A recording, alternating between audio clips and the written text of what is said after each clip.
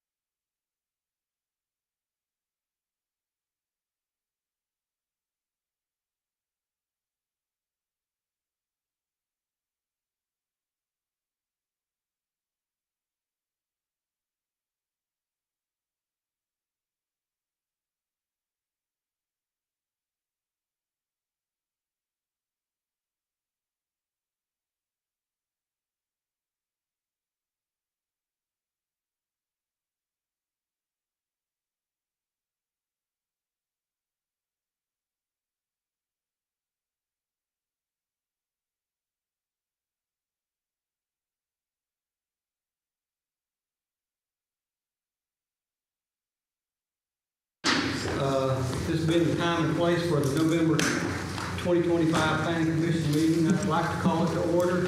Can you please call the roll? Ford. Here. Dave. Here. Wade. Here. Aaron. Here. Temple. Burrows. Here. Pike. Here. Motion. Here. Fuller.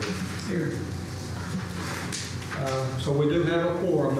As we get started, I'd like to introduce a new member to the Planning Commission, Steve Mosher. Good to have you with us here today. And we have our council liaison, Mr. Barry Bullard, here with us today. So we're glad to have you gentlemen here with us as we continue our business on today. So we have the minutes to the October 25th, October 2025 council meeting. Do I have any additions or corrections to those minutes? Make a motion to approve. Second. Motion by Mr. Wade, second by Mr. Temple. All in agreement, say aye. Aye. All opposed? Those are approved. We also have this one. We have both 2 minutes to do. All right. We have minutes from the September. We did not do the September 2025 meeting. So I'll ask, are there any additions or corrections to the September 2025 meeting? Now make a motion, we approve that. Motion to approve? Second. Second by Mr. Pike. Any further discussion? All in favor say aye. Aye. All opposed? That motion does carry. So I'd like to take a minute and just introduce the Planning Commission members here and give a brief description of what we do and how this meeting is conducted. This commission has 9 members. 8 of us are volunteers appointed by the mayor for 6-year terms. We also have 1 city council member here, Mr. Bullard. We're glad to have him with us today. My name is Gary Gordon. I'm currently the vice chair, and our secretary is Larry Wade. Other members include Ms. Frances Tate, Mr. Ross Terry, Mr. Forrest Temple, Ms. Myrna Burrows, Mr. Eddie Pike, and our new member, Mr. Stephen Mosher, and our city council member is Mr. Barry Bullard. So members of the public seeking to get an item considered by the Planning Commission must send the application to the Planning Department not less than 21 days prior to the meeting. Unless otherwise specified, all applications for development approvals are the result of submittals by a private citizen seeking to change in their own property. In making our decisions, our primary tool used by the Planning Commission is the One Decatur Comprehensive Plan. This is a general community plan for the city of Decatur and was adopted through a public process to formalize a vision for the future of the community that represents the interest and the will of all of Decatur residents. In many cases, the Planning Commission does not have the final say-so. These include zonings, annexations, vacations, sidewalk cafe license, and resolutions. All require additional approval by the City Council before they come official. In these cases, the role of the Planning Commission is to advise the City Council. So the first part of the day's meetings will be the public hearing. Each item will be read separately and voted on after comments and discussions. If you wish to make a comment on any item, we ask that you come forward to the microphone and state your name and whether you are a citizen of Decatur and make your comment. We ask that you keep your comments to 3 minutes or less and sign the sign-in sheet afterwards. It's here at the podium. Today's public hearing will have these types of requests. Annexations, which is adding unincorporated land contiguous to the city limits to our city boundaries. Rezonings. We'll have minor plats on this. So with that, we'll ask Chad to read the first case in today's hearing. Okay. Good afternoon, everyone. Let's begin the public hearing, and we'll start with annexations. Annexation 382-25 is for 6.67 acres. The applicant and landowner is River City Fabrication Mechanical Incorporated. The request is to annex 6.67 acres into Decatur city limits. The proposed land use is industrial, and One Decatur recommends a mixed neighborhood. The point of information, any relocation of utilities will be at the owner's expense, and any relocation needs to occur before construction. Point 2, wastewater is available on the site per DU. Okay, this is a public comment item. Does anyone here wish to speak to this item? Being there's no one here to speak for this item, I'll ask the commission to entertain a motion. I make a motion. I second. Motion by Mr. White, second by Mr. Terry. Any comments from the commission? Being none, would you please call the roll on this item? Moore. Yes. Dave. Yes. Wade. Yes. Terry. Yes. Temple. Yes. Burrows. Yes. Pike. Yes. Mosher. Yes. Fuller. Yes. All right. With a 9-0 vote, this is approved and moved on to the city council. On this next item, Chad, I'm going to recuse myself since I'm the applicant and let Mr. Larry White take over this item. Okay. Next, we have annexation 383-25, 2.38 acres. The applicant is Gary Borden, landowner, Decatur Utilities Wastewater Department.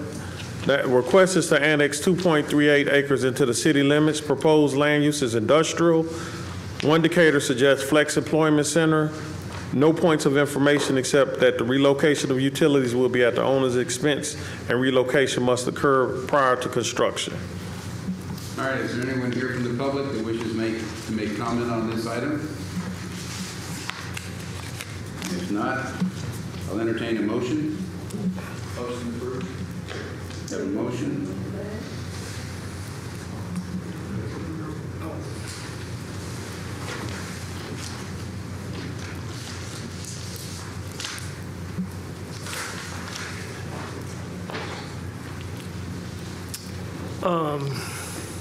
I'm Pastor Please Sorrells, state your name. Prentice Sorrells.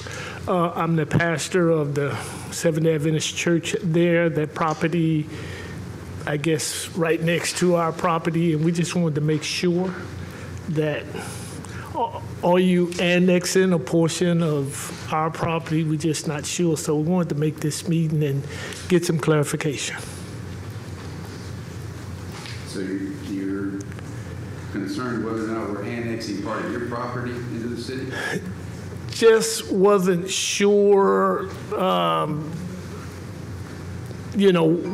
was going on. We just wanted to make sure the lines are, drawn where they need to be and everything goes well. That's all.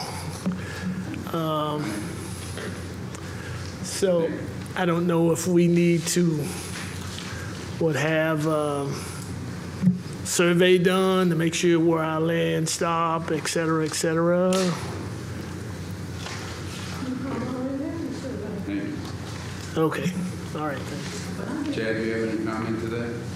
Yes, I would like to inform our last speaker that annexation at this point is a voluntary process that is conducted by an application.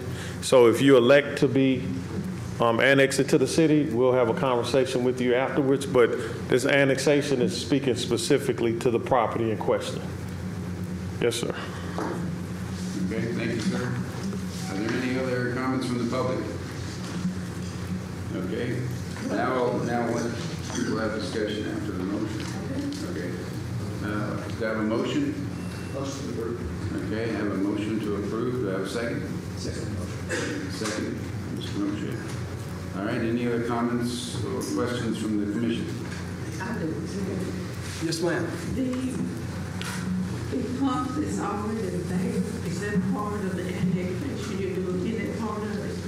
The pump The one that's already there on Fifth Avenue, or, yeah. behind the school, behind the park. Yeah, that's not part of the annexation. This is a new piece of property up on what street is that? 16th, yeah. Yeah, we bought that specifically for that wastewater lift station to replace the old one. And so we will, when we get the new one built and it all tied in and operating properly, which will be in the next month or so, we will end up doing a demo on the old wastewater lift station, which is down there on 5th Avenue. And then it's city property now, and it'll stay city property unless we get rid of it or dispose of it of any way. But this is just for the new piece of property up on 16th Avenue there. It is only for the wastewater, nothing else. That's correct. We bought it specifically because we had to, the wastewater lift, the current station was sort of undersized and it's very old and it's beyond its useful life, and we needed a new lift station for that area there. And that's why we bought the property and built a new wastewater lift station.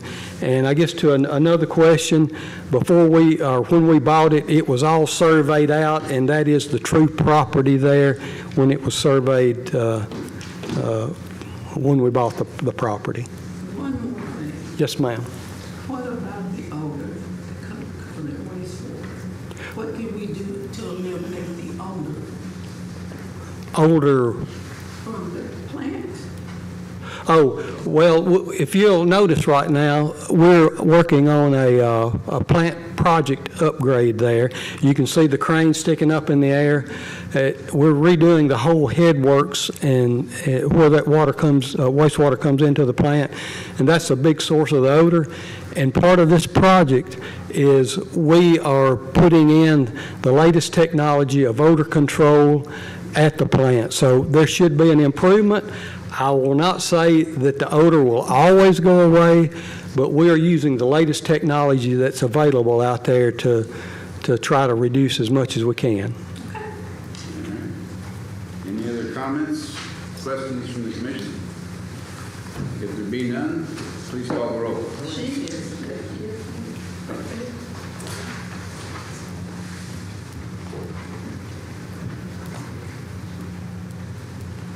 Arlene Hall I'm a citizen of Decatur and a member of the Alpha Church. The question is the access to getting to that point. Do you have access directly from 16th, or are you aware that you are accessing it from the Alpha Church property? Okay.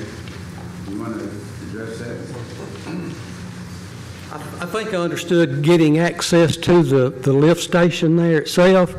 It will be coming up 16th. We'll come off 5th Avenue and come up 16th up to the property there. There's a gate, a controlled access gate there where we can go into the property where the lift station is. And I guess as another comment, we have sort of strategically put this wastewater lift station sort of in the center of the property and left the trees all around it as a buffer zone so it would sort of be hid and be out of the way and unnoticeable there. So we also did that, but the access into that will be off 16th. I think our question might have been, would the church have access to 16 through that road? I think that might have been our question. Okay, if it's, I think it's the other way around. I think she thought they were gaining access through the church property. no, You're coming off. we're coming off 16th, coming up 5th and taking a left on 16th, and it's right up to the front gate of that property there. That was your question, right? Access is off of 16th. Yes, but right now in the construction portion, they're coming on and ruts have been made on our property on this side, not on the other side. We've had problems as far as even maintaining our property lawn because of the ruts that have been made. And then there's a big cylinder that's sitting there. Yeah, I think what she's, and we may need to talk a little more about this, but I think that is where there's a gravity line flowing down through there, and we're redoing part of that gravity line, which is already an easement down through there, and we're working on that. We will end up cleaning up the property and the site wherever those ruts are when we get finished with the project. It's a little early to clean up now if we're still going in and out of there. I hadn't been out there in a few weeks, so I don't remember exactly what you're talking about, but we'll clean it up if we made ruts and various things. You keep stating Fifth Avenue, that's Fifth Street that runs down Pearls. Fifth Street there. Yes. Runs by the Pines Park there. Right. Yes, sir. Okay. Call the roll, please. Ford. You recused? Oh, yeah. Tate. Yes. Wade. Yes. Terry. Yes. Temple. Yes. Burrows. Yes. Pike. Yes. Osher. Yes. Fuller. Okay, that passed. 8 with 1 recused. Mr. Board will come back and resume the meeting for your next topic. Okay, the next is pre-zoning 1434-25 for 2.38 acres. The applicant, Gary Borden, landowner, Decatur Utilities. This is the, You missed one. oh, okay. 1433-25. This is a pre-zoning. The applicant and landowner is River City Fabrication Mechanical.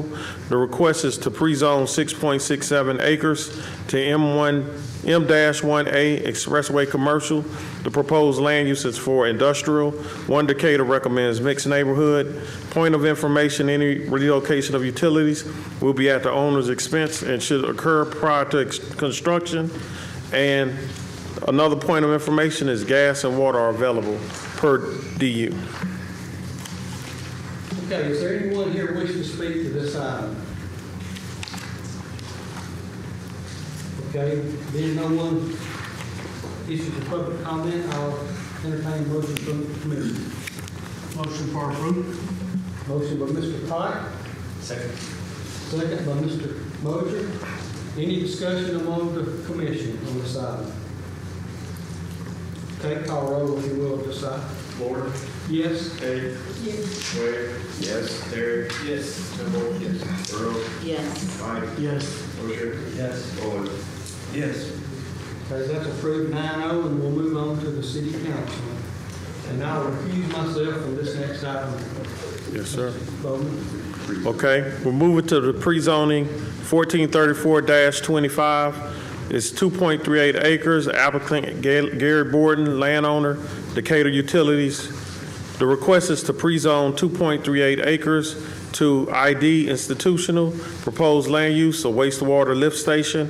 One Decatur recommends Flex Employment Center. There are no conditions to be met. The only point of information is that there's a relocation of utilities at the owner's expense, and it has to be prior to construction. All right. Thank you. Are there anybody from the public that wants to address this issue? Any public comment? There being none, I'll entertain a motion in a second. Make a motion to approve. We have a motion. Second. Mr. Terry, and a second by Mr. Temple. Any other discussions from the council or the commission? There being none, please call the roll. Tate. Yes. Wade. Yes? Terry. Yes. Temple. Yes. Burrows. Yes. Pike. Yes. Osher. Yes. Fuller. Yes. Okay, that passed with a vote of 8-0 with 1 recused.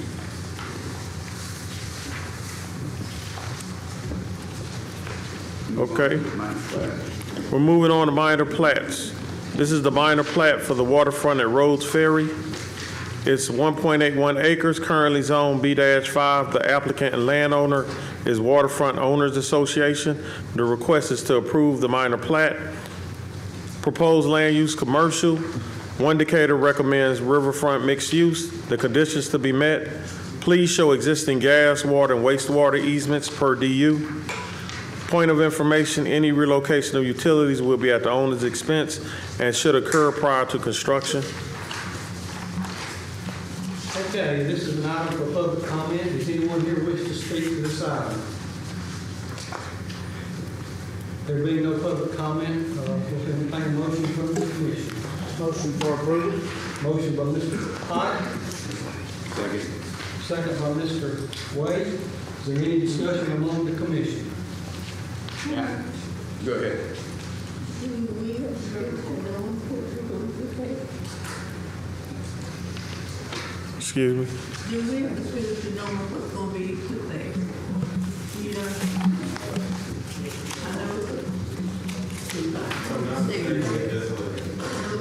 It says commercial use. I don't, It's a what? adjustment in lot lines.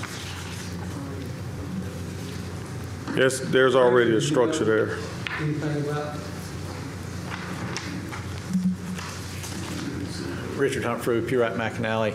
Yes, that's correct. This is just adjusting one of the lot lines, basically at the end of the existing building. There's no new construction planned with this. This is just to correct a lot line. That's which end of the building? Because I can't see from nowhere. I think it was the northwest end. Northwest? All right. So that's 7 and 2. It is units, like did this one, it is units 7 and 2. Yes, I believe so. Okay, so both ends, there's a minor adjustment. That's right. Okay. Thank you. okay, any other questions from the commission? Please call the roll. Ford, Yes. Dave, Yes. Baker, Yes, I'm sorry. Wade, Yes? Terry. Yes. Kimball. Yes. Burrows. Yes. Pike. Yes. Mosher. Yes. Fuller. Yes. All right, this item is approved 9-0, and it moves on to the city council. And by the way, all these items that we've discussed will move on to the city council for further approval. So the next part of our meeting is the consent agenda. Bring you have a Here, comment. minor plat doesn't move on. Okay. Sorry. Make that note. The next part of today's agenda is the consent agenda. This is the part of the agenda that the planning commission has a final decision on and does not require public hearing. These items are read together and voted on as a group. If you wish to make a comment on any item, we ask that you come forward to the microphone, state your name, and whether you're a citizen of Decatur, and then make your comments. We ask that you keep your comments to 3 minutes or less and sign in the sign-in sheet afterwards when you make your comment. Today, we have these type of items: site plans. This is proposed developments on collective streets and above. These plans show building placement, parking, circulation, landscaping, etc.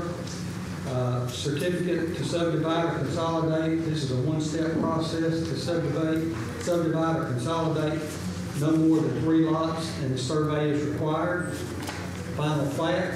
This comes after the preliminary stage where construction details are worked out and a public hearing has been held. This is where we get approval for bond improvements and et cetera. And please read the first case. Okay, the first case is site plan 719-25. It's on 10.92 acres, currently zoned M-1A Expressway Commercial. The applicant is Purite McAnally, landowner Hilton Live Smart Hotel. The property is located at 2251 Old Moulton Road. The request is to approve a site plan to construct a hotel. Proposed land use is commercial. One Decatur future land use recommends community commercial and flex employment. Conditions to be met: number 1, a main extension will be required for service per Decatur Utilities. Number 2, please ensure that the sewer main extension is made into an easement per Decatur Utilities. And a point of information: number 1, any relocation of utilities will be at the owner's expense, and any relocation needs to occur prior to construction. Number 2, coordinate with Decatur Utilities for the installation of a gas main per Decatur Utilities. This is something that you all want to take from the consent agenda, whenever y'all want to discuss to pull it off the consent agenda. If you want to table it, then you want to make a determination on the pull off the consent agenda. So to table it, we have to pull it out of the consent agenda for separate vote. Separately, to vote on it. Okay. Yes. So So if someone wants to just request that it be moved out of the consent agenda, you can do that without a vote. But then, once it's outside of the consent agenda, whatever you want to do with it, then you'll need a vote for it. Okay. All right, so I'll make that motion to pull it out of the consent agenda and vote on it separately. And you can vote on that if you want to. Yeah, let's just go ahead and do that. Okay, we got a motion to pull this one out of the consent agenda and deal with it separately. Do I have a second? Second. Got a second? Motion was by Mr. Wade, second by Mr. Mosher. Any discussion about that? Call roll on that, just like. Gordon? Yes. Dave? Yes. Wade? Yes. Terry? Yes. Temple? Yes. Burrows? Yes. Mike? Yes. Mosher? Yes. Ford? Yes. Okay, that's approved 9-0 to pull out and have separately. Okay, move on to the next Wait, item. You we're still gonna know table if you that. have to address it separately. Okay, so we need to do it now. You can, well, I guess you can go through the rest of the consent, but it would probably be easier to do it now while it's Okay. through. All right. Do we have a motion to handle this issue now? Well, our request of the applicant is to table this until next month to conduct some additional traffic study and then bring some more details back to us on the entrance and exits. Are you willing to do that? Well, Nathan Tomville and Pure Mackinac. I just want to understand the concern from the Planning Commission specifically. I know I work with Carl on this and access location.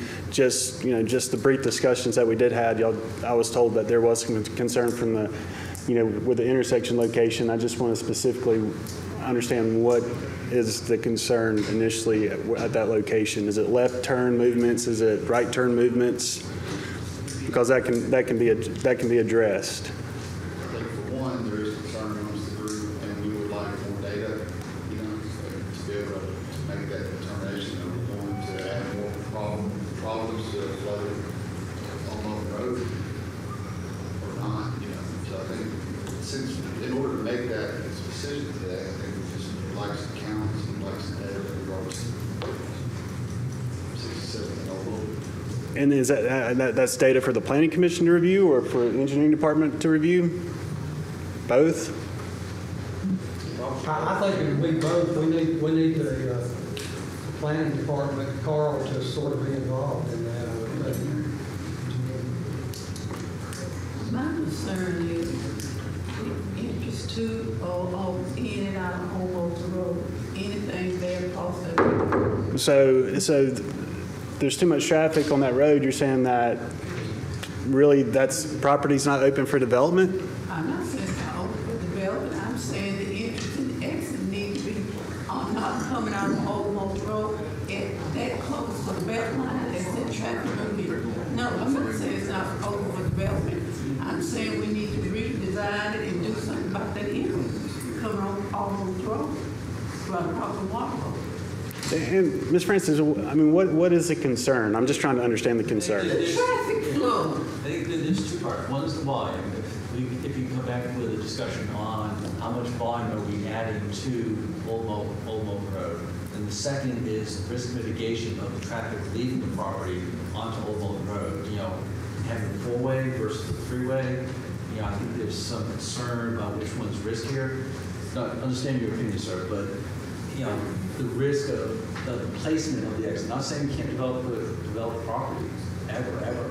It's just how do we mitigate the risk of adding additional traffic? What is the impact of that additional traffic to the current traffic flow on Old Moulton, if that makes sense?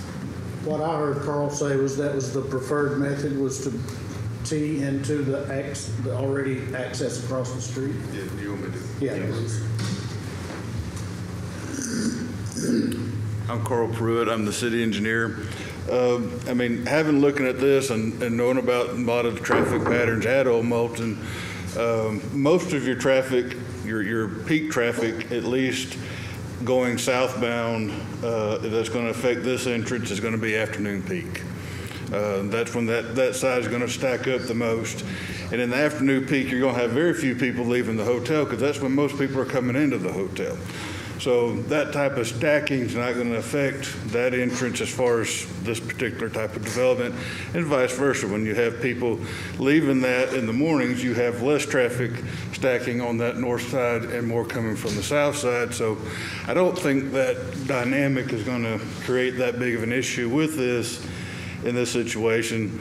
And I also do believe that crossing or having your accesses across from each other versus staggered makes it safer, so you can see and anticipate what other people are going to do.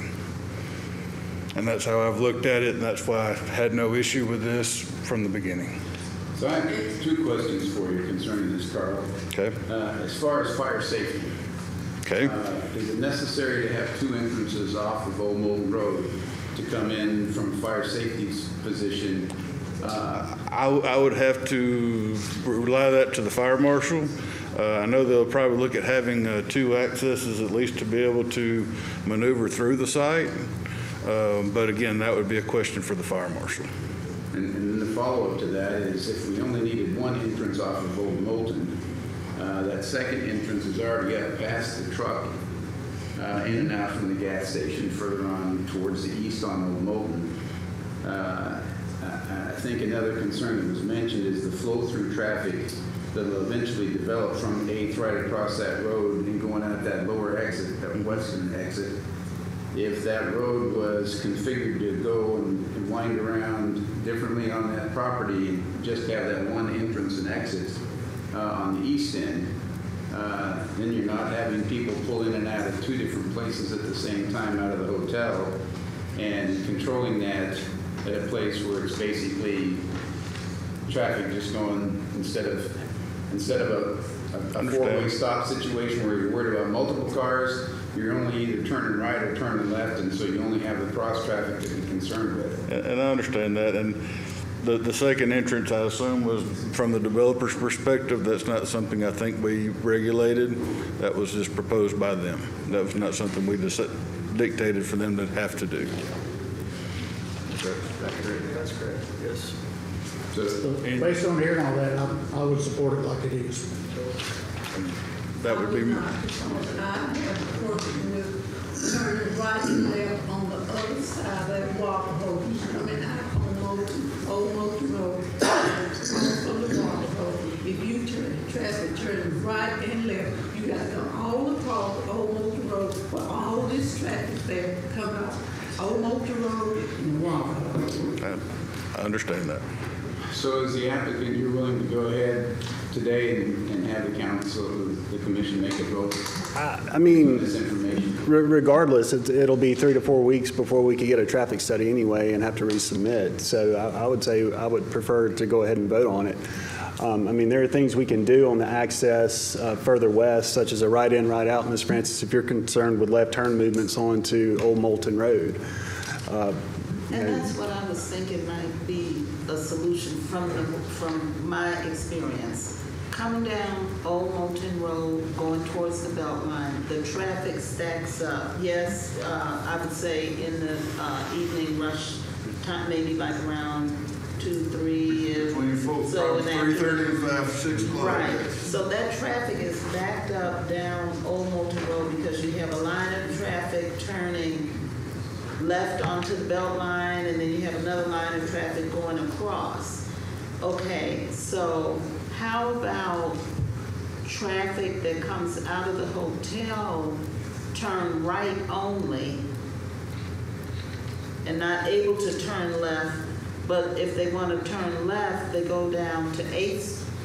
If they want to turn right, they go down to 8th Street and turn right only.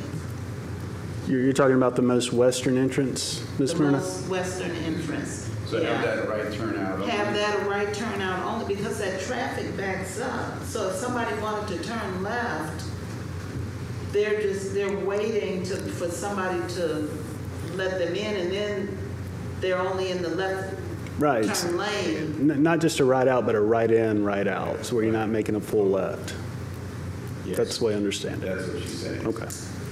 If I'm we just do that, I'm wondering gonna go if make a U-turn right up the street, so I think we're gonna cause more problems.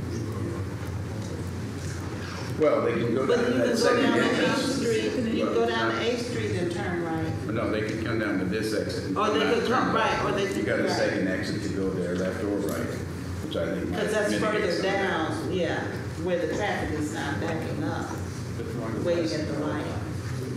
How do you go west of the Beltline? The second entrance to the east. You come out and take a left right there.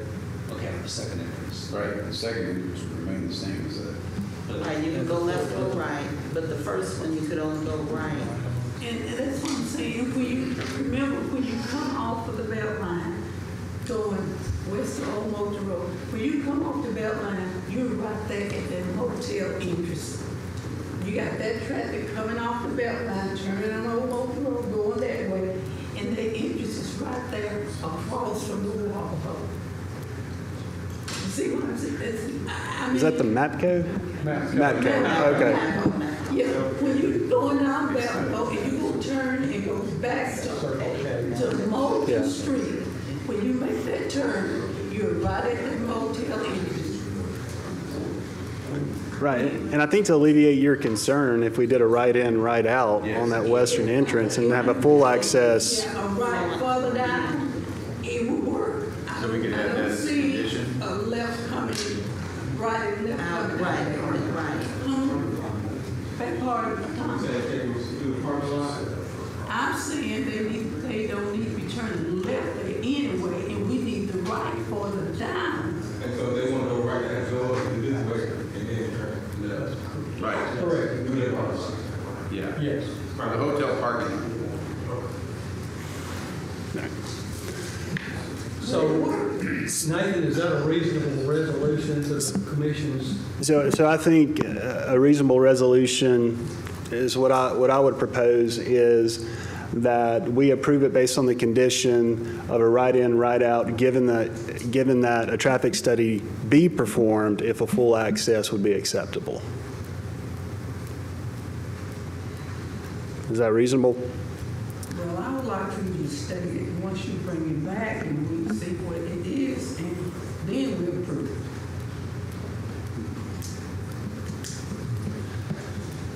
I think that's a reasonable request. If you're willing to say right in, right out, unless the traffic study tells us otherwise. That's the request. I would be for that, yes. So right in, right out at this westernmost entrance on Old Moulton Road. Yes, ma'am. Okay. Unless the traffic study tells us it's okay to go both ways. Correct. Well, let me ask you something. Do we have to make the city solo with traffic study? To me, it's common sense and logic right there in that Old Moulton Road. It is a mess there. And why do we want to make it worse? That's why I just don't understand the logic. It's an engineering study and What would be the opposition from the developer as far as you're concerned at this point to make that one entrance as a right in and right out only? Opposition for not having full access, I would need to have that discussion with the developer off the cuff. I mean, as long as they're getting full access further up the road, then And I don't, off Main Street, right, you've I got don't, full access. We're concerned about this design based on traffic, and they provide a study that shows us that we're not going to have this overflow congestion. I think that's more than fair. Otherwise, we're just kind of continuing the design as without data. You know, if we have data right now, we'll make it very objective. So, right in, right out with an addition to where if there's a study that we can approve before, whether it's final sometime in the future. And of course, there's also the experience of traveling that road a lot and understanding coming around that corner. Has been mentioned that you're right there on that exit. If you come around that corner, turning right on red, it would be nice in a perfect world that everybody slows down and stops, or even if the light's green, if in that lower exit, somebody's trying to come out and turn left, I think you're only increasing it from personal experience of that aspect, because that entrance is lower, it's closer to that intersection than the entrance and exit of the gas station. It's on every frontage road access on the Beltline, with every department store that's there. You have to be an adult and look left and look right to be your own person. Or you have to be smart and say it's a ride-in and ride-out only at that point. And if you're going to come out of the hotel, I don't think we're limiting the hotel at all, but we're certainly saying we're making provisions for the safety of the people. Outback's gonna eventually limit the left turn from 8. I'm just saying, you're making, to make a left on Beltline is gonna be more problematic than cut through the entire hotel property than most northern. So you're anticipating people coming down 8, pulling in through the hotel, pulling out a left on Moulton Road to go to the Beltline. I'm saying that only increases the problem we're trying to solve. If you can come down 8th, because you can't turn left any longer on the Beltline, so you cut through the hotel and then lower Road and pull a left out there so you go left, that's only going to increase the traffic, which is going to make, that's not even going to be in the traffic study. Anybody who wants to make a left, following through the parking lot of the hotel instead of the main access road, which is built for access. I'm just saying, without data, what do we do? You know, Planning for safety. Well, let me just say this, and I'm through with it. We have gotten data before, and we have seen projects in our cities a total disaster. Data said it worked fine, but we have certain areas in this city, all of us know that we know could be better, but we took the data using logic and common sense. So I'm through. Okay, we've had a lot of discussion here. Does anybody from the public wish to make any additional comments? Okay. From the commission, do I have a motion to, for this, or a motion to add conditions, or what? I'd like to make a motion for approval if the developer is willing to do the ride-in, ride-out, and if the traffic study and our engineering department agrees that it goes both ways, Okay, you've got a motion on the table. Do I have a second, Lane? Second. All right, we've got a motion by Mr. Pike and a second by Mr. Temple. Is there any further discussion on this item? This doesn't come before the city council, does it? No. Okay. It stops here. Any more discussion? Okay, would you call roll, Josiah? Ford. Yes. Tate. No. Quay. Yes. Derek. Yes. Temple. Yes. Burrows. Yes. Pike. Yes. Osher. Yes. Bowler. Yes. Okay, that is approved 7-2. 8-2, I'm sorry. Wait, who's the second? Who's the second? Okay, you were the only one. Sorry. Okay. The next items on the agenda are certificates. We have certificate 3655-25 on 1.19 acres, currently zoned R-5 patio homes. The applicant is Pew Wright McAnally. Landowner is Jonathan and Allison Henderson. The request is to consolidate 3 parcels into one. The proposed land use is residential. One Decatur future land use suggests riverfront mixed use. There are no conditions to be met. Point of information, any relocation of utilities will be at the owner's expense and must occur prior to construction.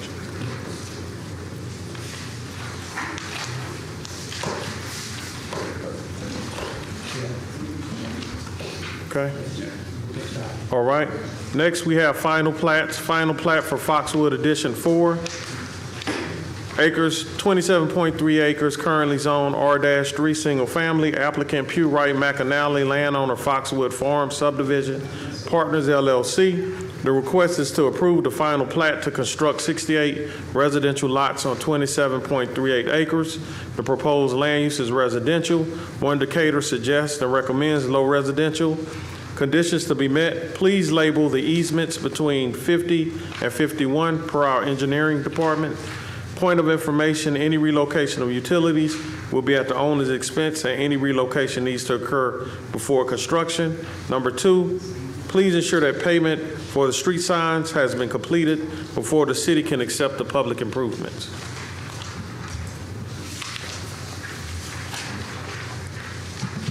Next, we have Valley Park Phase 2.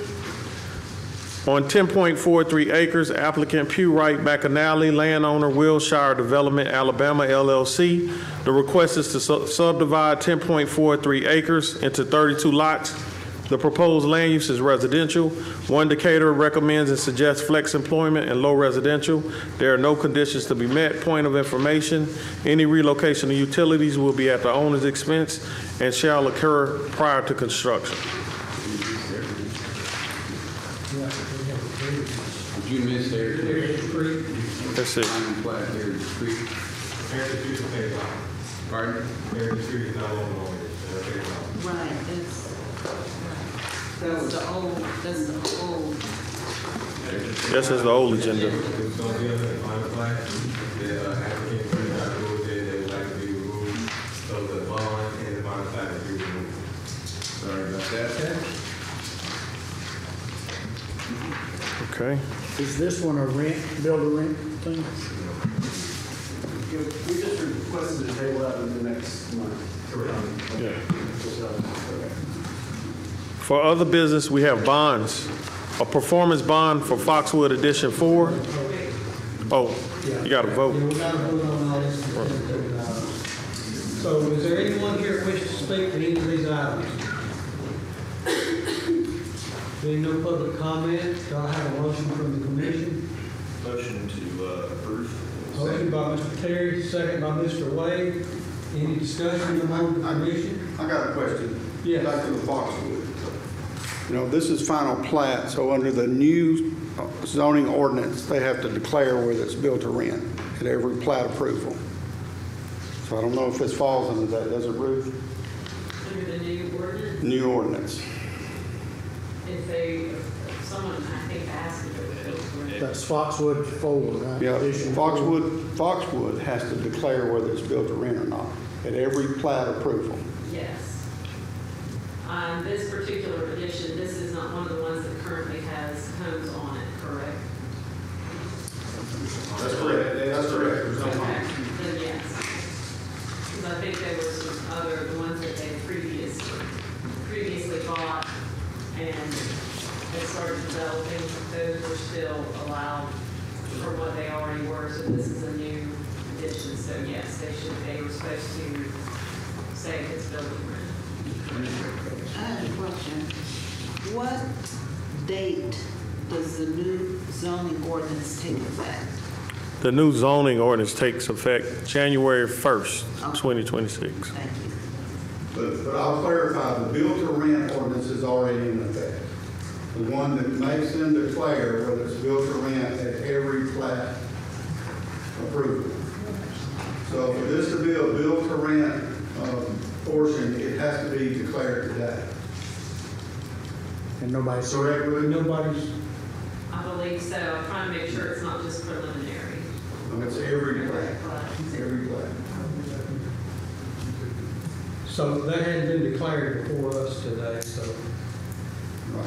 And I think this is the first plat before the planning commission since that ordinance was adopted.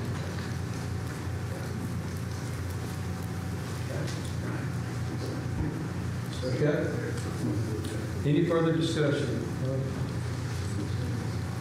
So I'm not sure, what do we do? So if it wasn't declared, then it's not? Is that what we're assuming? It's not built to rent, then it's not. Yeah. It's not been It's not, declared. if they got That's all we declared go to by, build what they rent. told us. Yeah. So if it isn't declared as a build to rent, then Then it's not a build we're to moving rent. forward, so it's not. So, let me just throw something else out. If it was declared as a build to rent, then it would kick it to Boza. So you can approve it conditional, and that gives them the right to come back and declare it as build to rent and kick it to Boza. Right? Correct. If it is build to rent. If they want to declare it as build to rent, that would be what would happen. At that time, would it come back to the commission?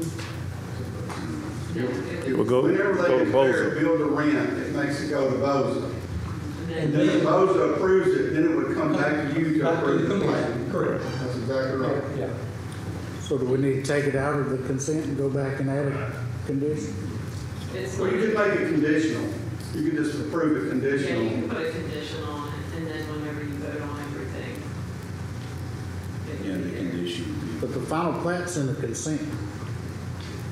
Right? Right. So we've already voted on that. No, we haven't. No, not that. We're discussing. Okay. We're just under a motion. We see, we Second. voted on the one we withdrew. You can put a condition on that if it becomes built to rent, then it has to go to BOZA before it's expired. So if you make a motion, make sure you have that condition on it. Okay. If you want to add that. Is that already the ordinance now? Pardon? Isn't that already the ordinance? Ordinance, it has to go. This just gives condition that they know they have to go to BOZA. If you put it in here, and then it has to come back through here. It's more for notification for them. 'Cause, Yes. who's that's already You built. don't want to not do it, and then Yeah. there be a question, because Yeah. there's been a lot of questions about the building rent ordinance. So basically, what we're stating by adding this condition is that if the developer plans to make this a build to rent, then it would need to go to BOZA. Before BOZA. In return to the plan.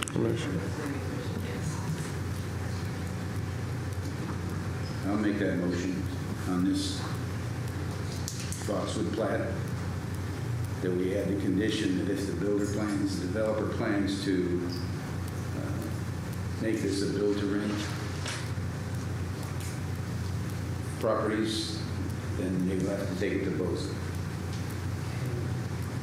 But it automatically comes back here. Okay. You've heard that motion by Mr. Wade. Do I have a second?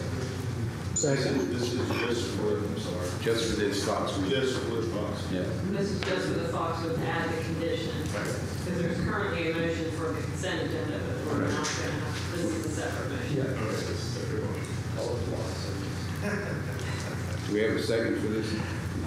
Yes. I'll say it. Second, Mr. Terry. Okay, Mr. Terry. Any discussion among the commission? All right. And we're just voting on this one right now, right? Add the Just condition. add Add the condition. condition. Okay. Call roll. Borden, Yes. Hay, Yes. Wade, Yes. Terry. Yes. Burrows, Yes. Pike, Yes. Ocean, Yes. and Ford. Yes. Campbell. Yes. Okay, that is approved 9-0. Now we're going to approve We're all. going, yeah, we're going to approval of the rest of the consent agenda. We already have a motion by Terry and a second by Wade on that. Yep. All right, we have a motion and a second. So any more discussion about the other consent agenda items? Okay, call roll, please. Borden, Yes. Hay, Yes. Wade, Yes. Terry. Yes. Campbell. Yes. Burrows, Yes. Pike, Yes. Ocean. Yes. Boyd. Yes. All right, that is approved. The rest of the items are approved 9-0. So we're into the next part of our agenda, which is other business. Items that go to the city council for final approval that do not require a public hearing.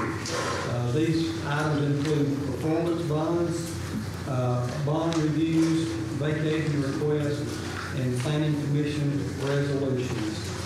So can you read the first case? Okay.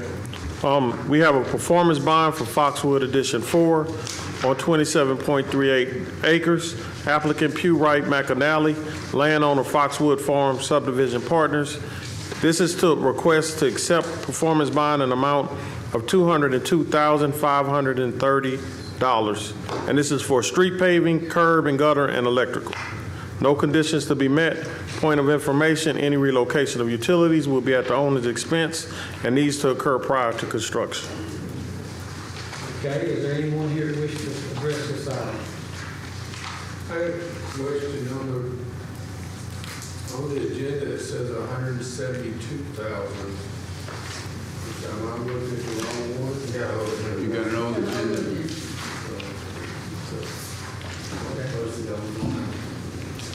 Okay, any more comments? So I have a motion from the council. commission? Motion for approval. Motion by Mr. Pike. Second by Mr. Temple. Any further discussions among the commission? And I guess I ask Mr. Pruitt, is this enough amount for the, Yes, sir. what we need for Yeah, the the sidewalks, curb, and engineering department agrees with this amount. Okay. I'm sorry, say that again? I said the engineering department agrees with this amount. Okay, thank you. Any further? Okay, call roll, please. Ford, Yes. Tate, Yes. Wade, Yes. Terry. Yes. Temple, Burrows, Yes. Pike, Yes. Motion, Yes. Fuller. Yes. Okay, next we 9-0. Next, we have performance bond for Valley Park Phase 2 on 10.43 acres, currently zoned R-3, applicant Pew Wright McNally, landowner Wilshire Development, Alabama LLC. The request is to accept performance bond in an amount of $87,000. There are no conditions to be met. Point of information, any relocation of utilities will be at the owner's expense and must occur prior to construction. Okay, is there anyone here who wishes to address this one? Being no public comment, do I have a motion? Make a motion to approve. Motion by Mr. Terry, Second. second by Mr. Wade. So any further discussion from the commission? Okay, call roll, please.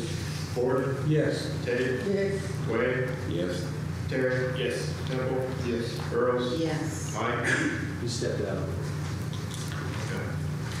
Motion, Yes. Fuller. Yes. Okay, this one is approved 8-0. Okay. Next, we have the performance bond release for Holland Meadows, currently zoned R-5 for patio homes and R-6 for semi-attached. Applicant Pew Wright McAnally, landowner Davison Homes. The request is to release the performance bond in amount of $788,464.50. No conditions to be met. Point of information, any relocation of utilities will be at the owner's expense and must occur prior to construction. Okay, anyone here wishes to speak to this item? Okay, no public comment, do I have a motion on this one? Motion to approve. Motion, Mr. Temple, second by Ms. Tate. Any discussion among the commission on this item? Again, Mr. Pruitt, is this, you agree with releasing this bond? Yeah, all the public improvements are in place and we're ready to accept it. We just need the maintenance bond and move forward with that. Thank you, sir. Any further discussion? All right, call roll. Ford, Yes. Tate, Wade, Yes. Terry. Yes. Temple. Yes. Burrows, Yes. Pike. Yes. Motion, Yes. Fuller. Yes. Okay, that's approved 9-0. Next, we have vacations. A vacation 558-25, currently zoned R-5 patio homes. Applicant Pew Wright McAnally, landowner Habitat for Humanity. The proposed land use is residential. The request is to vacate 0.01 acres for drainage, utilities, and telecommunications easement. The proposed land use is for residential. One Decatur Future Land Use recommends mixed use and low residential. There are no conditions to be met. Point of information, any relocation of utilities will be at the owner's expense, and the relocation must occur prior to construction. All right, anyone wish to speak to this? In no public comment, I'll entertain a motion from the commission. Mr. Garrett, can I ask you, Yes. if the KD2 is okay with this, vacation of the drainage utilities? Yes, we will. Thank you. Okay. Got a motion by Mr. Moser. Second. Second by Mr. Pike. Any discussion among the commission? Call roll, please. Ford, Yes. Tate, Wade, Yes. Terry. Yes. Temple. Yes. Burrows, Yes. Pike. Yes. Motion, Yes. Fuller. Yes. Right, this one's approved 9-0. Okay, next, we have the after party. This is the resolution for the short-term rental. I'll introduce it, and I could peruse some of the high points of it and give you a brief summary of it, and then we also have some recommended changes that we would like to make to it. I know that there's been several years of work on this and several iterations, but this is the final version of it, so we're going to present that to you with the recommended changes. The intent of this section of the zoning ordinance is to provide a set of use regulations that will allow for short-term rental dwellings within the city limits and establish standards for their use while also minimizing the impact on surrounding residential areas. Short-term rental regulations shall apply to tourist homes and homestays as defined in section 25-8.3. It will require a short-term rental certificate application, and no person or entity shall rent, lease, or otherwise exchange for compensation all or part of a dwelling unit as a short-term rental unit without first obtaining a short-term rental certificate for planning. Short-term dwelling units must obtain a business privilege license and remit all taxes. All applications for short-term rental certificates are unique to each individual property and cannot be transferred. Applications for a short-term rental certificate shall be reviewed to ensure they comply with the regulations listed below. Applicants for a short-term rental certificate shall submit on an annual basis an application for a short-term rental certificate to the planning department. The application shall be accompanied by a non-refundable application fee of $100. The address of the unit to be used on the application for the short-term rental, proof of ownership of the property, name and address, telephone number, email address of the short-term rental agent. Agent address must be within the city of Decatur city limits to ensure that they are nearby and available to respond to any violations of these regulations.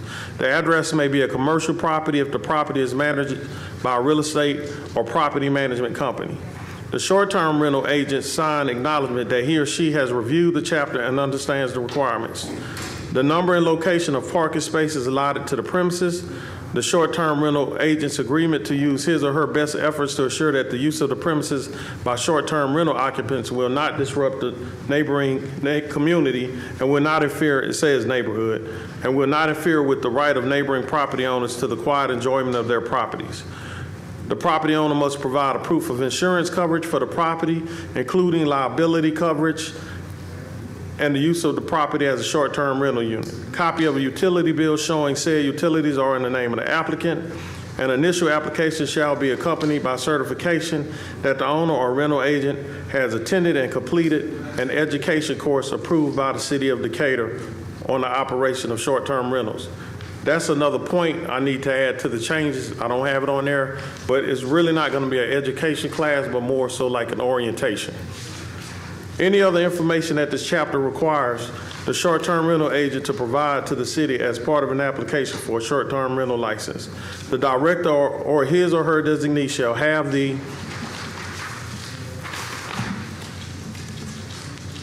authority to obtain additional information from the applicant necessary to achieve the objectives. Approval of short-term rental certificates shall require an inspection of the property by a City of Decatur building inspector and fire marshal to ensure safety and compliance with the all applicable building and fire codes, including but not limited to fire extinguisher, appropriately located smoke alarm, map placed in the room for location of uninstructed ingress and egress, etc. That's another part where we have changes. Our building code person actually added additional information to ensure safety for the units. No short-term rental unit shall be permitted in a residential zoning district in a location where there are already 3 or more short-term rental units within a 1,000-foot radius of a point placed at the center of the dwelling being applied for. Short-term rental units located in commercial zoning districts within a 1,000-foot radius shall not count toward the total for the density requirement.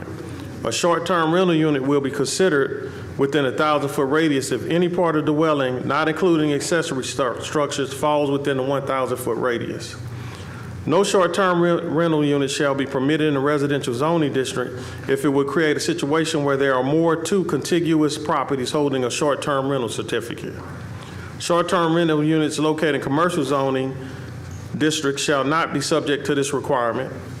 And we have an amendment to that too, and I'll discuss later. For the purposes of this section, property shall be considered contiguous if they border each other on either side or if they're located across the street from one another. If a property is located on a street and it backs to another property, that's not considered contiguous because they're on separate streets. Notice of approval of a new short-term rental certificate shall be mailed to all adjacent property owners. This notice shall include the following: property address, map identifying property, copy of the section of the city code, maximum occupancy allowed, number of parking spaces provided, contact information of applicable city departments where violations or any part of this ordinance can be reported for investigation, and any other information deemed appropriate by the director. Applications for renewal of short-term rental certificates shall be submitted to the planning department by October 1st of each calendar year for processing. Once the application is received, a fire marshal inspection will be scheduled and conducted before they receive another renewal certificate. Applications for renewal after October 1st shall be subjected to a $25 late fee penalty. If application for renewal is not received by the planning department by October 31st of each year, the issued short-term rental certificate shall be subject to revocation and loss of ability to operate until renewal application is received and approved by the planning department. Renewables are not subject to yearly building inspection unless a registered complaint has been filed in violation, including initial building inspection, and received within the previous calendar year. A yearly self-inspection shall be required to be submitted by the property owner upon application for renewal or forms provided by the planning department. Before a short-term rental certificate or business license can be renewed, the owner shall submit an audit to determine the number of nights which the owner has rented the premises in the previous calendar year. It is the responsibility of the property owner to maintain adequate records of the rental history of the property in order to comply with this requirement. The provision of this subsection shall be in addition to any criminal, civil, or legal remedy established by law that may be pursued to address violations of this ordinance. A violation of any provision of this section relating to short-term rentals by the property owner, rental agent, a renter, or renter's guest shall result in a fine to the holder of the short-term rental certificate of $1,000 per occurrence. Notification of a violation by a renter or renter's guest shall be provided by phone to the number of the 24-hour contact line. Upon discovery of the operation of a short-term rental unit without first obtaining a short-term rental certificate, notice shall be given to the property owner to cease operations and remove any advertisement until such application can be made and approved by the planning department.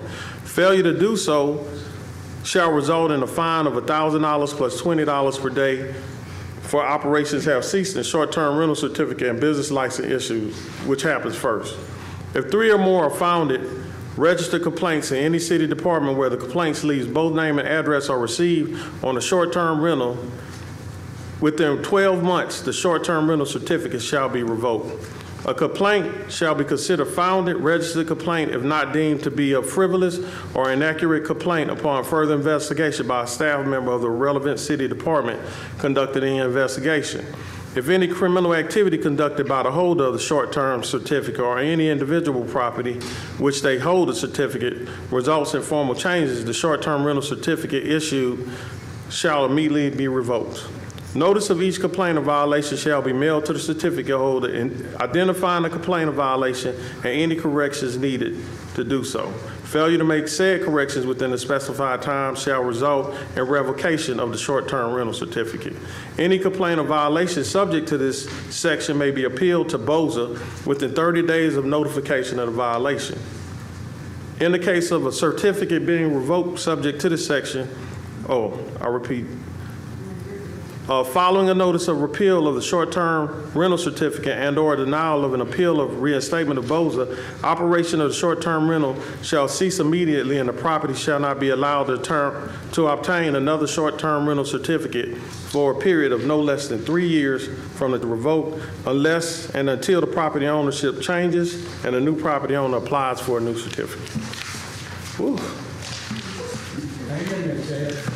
Should a new owner of a property whose certificate has been revoked in a previous 3-year period apply for a short-term rental certificate, proof that ownership has changed will be a requirement for a new certificate. Applications for short-term rental certificates shall begin being accepted upon adoption of this ordinance.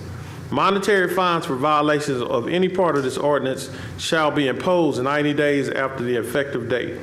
Any operator of a short-term rental found to have violated any provisions of this ordinance within the first 90 days of the effective date of this ordinance shall be given written notice identifying the violation and any corrective actions required to be taken.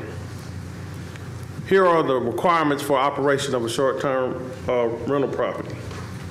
A dwelling must be located on site and able to be occupied. The property must be located in a zoning district where short-term rentals are permitted or in a district where short-term rentals are a special exception use with BOZA variance to allow the use. Tents, recreational vehicles, or accessory structures are prohibited from being used as short-term rentals. Meals shall not be provided by the operator or short-term rental property to a paying guest as an incentive. Short-term rental properties must abide by any covenants or HOA requirements agreed to upon purchase of the property. No commercial events such as concerts, weddings, or other large events are permitted. Short-term rentals shall not adversely affect, excuse me, can you give me a paper towel? My eyes watering from reading so much. Short-term rentals shall not adversely affect the residential character of the surrounding neighborhood. Short-term rentals shall not be obnoxious, offensive, detrimental to neighboring properties by reason of dust, smoke, vibration, noise, odor, or affluence or appearance.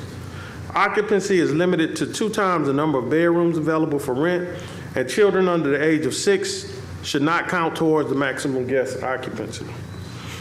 Total occupancy at any time on a licensed property shall not exceed 1 and 1.5 times the calculated occupancy. Total number of bedrooms available for rent in any short-term rental unit in any residential zoning district shall not exceed 4, unless proof can be provided that the original construction of the dwelling unit, thank you. The original construction of the dwelling unit exceeded 4 bedrooms. A minimum of 2 off-street parking spaces are required for each short-term rental unit. Additionally, a minimum of 1 parking space shall be provided per bedroom in the dwelling unit. That's another point that we are recommending changes. On-street parking shall not be used to meet the minimum parking spaces. The total number of vehicles shall not exceed the minimum number of parking spaces required. Any trailer vehicles parked on the premises of a short-term rental unit must not be parked off-street. A total occupancy allowed and number of parking spaces provided shall be published in the listing for the short-term rental. Any animals kept at a short-term rental unit must comply with all city laws, regulations on the keeping of animals. Short-term rental property shall not be occupied for a period of less than 1 night. Short-term dwelling units shall not be rented to one person or group for a period exceeding 29 consecutive days. A homestay. Homestays must also comply with all regulations for short-term rentals listed under the tourist homes in section 25.4.2. In addition to the requirement listed in the above referenced section for tourist home, the following shall apply to only homestays. Only a single room may be rented in any single-family dwelling licensed as a short-term rental. A bathroom, either full or 3/4 bath, shall be made available and be accessible at all times. The renter of a homestay shall have access to at least one common area of the dwelling outside of the renting room during the duration of the booking. Now let me proceed to some of the recommended changes from our planning department.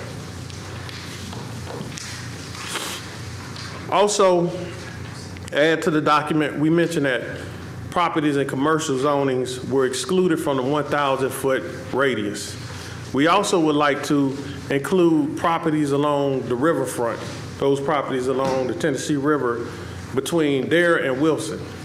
All of those properties should not be subjected to the 1,000-foot radius simply because that's our premier area for where people will want to stay. That's probably one of the most desirable areas outside of downtown and maybe the historic district where you will have a great number of people wanting to be on the river. So instead of doing a radius, we'll just allow that. It could be as many number of units that will be a part of the short-term rentals. Approval of the short-term rental certificate, this deals with the inspection of the structure. Shall require an inspection of the building and property by a City of Decatur building inspector and/or fire marshal to ensure safety and compliance with all adopted, amended building and fire codes, including but not limited to code-compliant smoke and carbon monoxide detections, properly sized and functional emergency egress and rescue openings, code-compliant handrails, guardrails, ramps, and stairways, off-street parking, code-compliant permanently affixed building address numbers, emergency egress lighting and signage, fire extinguishers, garage dwelling separation, and other required life safety building features. When I spoke to our building professional, they recommended this simply because in some ways, a home is being transferred in some instances where you might have an investor purchasing a property strictly for a short-term rental. It begins to almost be like a hotel. So you'll have guests that's not familiar with the structure. So they wanted to ensure that all the safety measures were in place if you were a stranger to the property. So you would know how to get out. You know, you have access in the case that you were handicapped or what have you, or you had mobility issues, as well as all of the safety measures for carbon monoxide if it's a house with gas service, or a smoke detectors, of course, in every bedroom. That's just to ensure the safety of a visitor to the property. We have spoken to a company, of course, we use Granicus that'll help monitor this. When we were gauging the price for the certificate fee, we felt like it should be increased so that we could cover the cost of this monitoring. Granicus will charge us roughly $20,000 to help us monitor this, to help us identify those houses being advertised or those properties being advertised for short-term rentals. So that's an expense and administrative cost to the city. As of now, we have roughly 79 active Airbnbs or short-term rentals, and we have, I think, a maximum of like 123 that's not always active. My fear and our fear is that once we institute this program, of course, people are going to try to circumvent the process, but you might get a lesser number of people that are willing to participate. So how will we manage that if we don't have enough funding to cover the cost? Also, this will kind of deter people from wanting to do it experimentally. You know, if you're invested in it, you'll pay the $500. If you're not, you may not chance it. And then those who may, you know, we won't, of course, capture everyone that's trying to have a short-term rental. But those that we don't catch, if they get away with it and they see it's lucrative and they don't want to run the risk of getting penalized or punished from participating in the program, what they'll do is come and participate in the program. The next thing we would like to address is that we have in here a minimum of 2 off-street parking spaces are required for each short-term rental unit. In our new zoning ordinance, it recommends 2 spaces per home anyway. But we know with short-term rentals, there's a propensity for more people to stay at that property. So what we say then is if there's a 2-bedroom property, it should have at least 2 parking spaces. Any bedroom in addition to that will require that they have off-street parking to accommodate that. So if it's 3 bedrooms, they should have 3 parking spaces. If it's 4, 4 maybe. We know that that won't always reach that requirement or exceed that number, but just in case it does, we don't want our streets littered with cars parking in the right of way along the streets. So in most cases, people travel together to go to a short-term rental. So in that case, you probably, in most instances, you won't have that many cars. The last recommendation is that we add a cap to the total number of short-term rentals in the city. We've done some benchmarking. We had a conversation with Tuscaloosa, and that's exactly what they've done. Instead of leaving it wide open where you have like 500 short-term rentals or 200 or 250 short-term rentals in the city, what they've done is capped it to 145. Of course, we don't have that level of activity. We don't have SEC national powerhouse football team in our city. But we do have occasional events and activities and things that are happening around Decatur and around the region. So in that case, capping it at like 135 should be okay.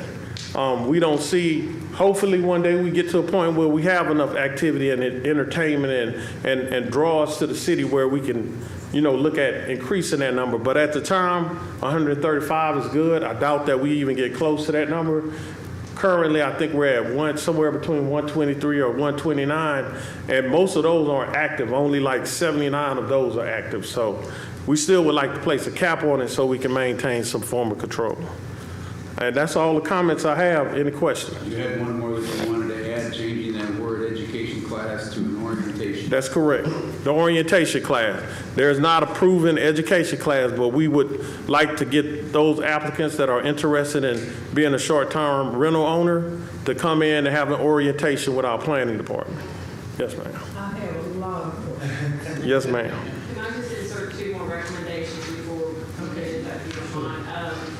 I think we need to also provide for reformatting. This is going to go into the new ordinance. So this is not going into the current ordinance. This will be part of the new, under the new zoning ordinance that's been adopted. Correct. This is going to fit in there. We just need to make sure that the formatting of how it's lettered and numbered follows consistently. And right now, there are some, I think, changes that are going to have to be made to that. It's mostly typographical, but it's just so that when we reference it, it's referenced correctly. So that's something that will need to be done. And then in it, it talks about that it's on provision, it's Roman numeral little 10, and it says applications shall begin being accepted upon adoption of this ordinance.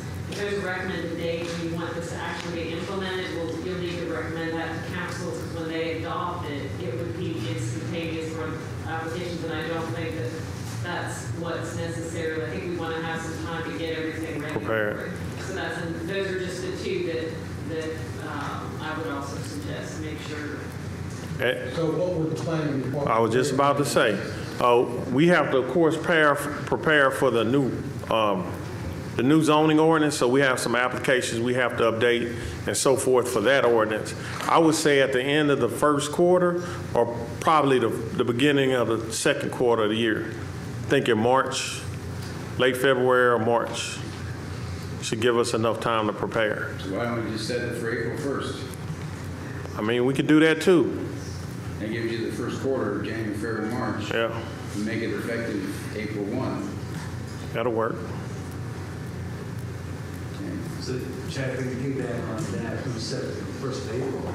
So if I'm going to probably do a short-term rental, if I'm paying $500 for April through October, then have to pay another $500 for a full 12 months.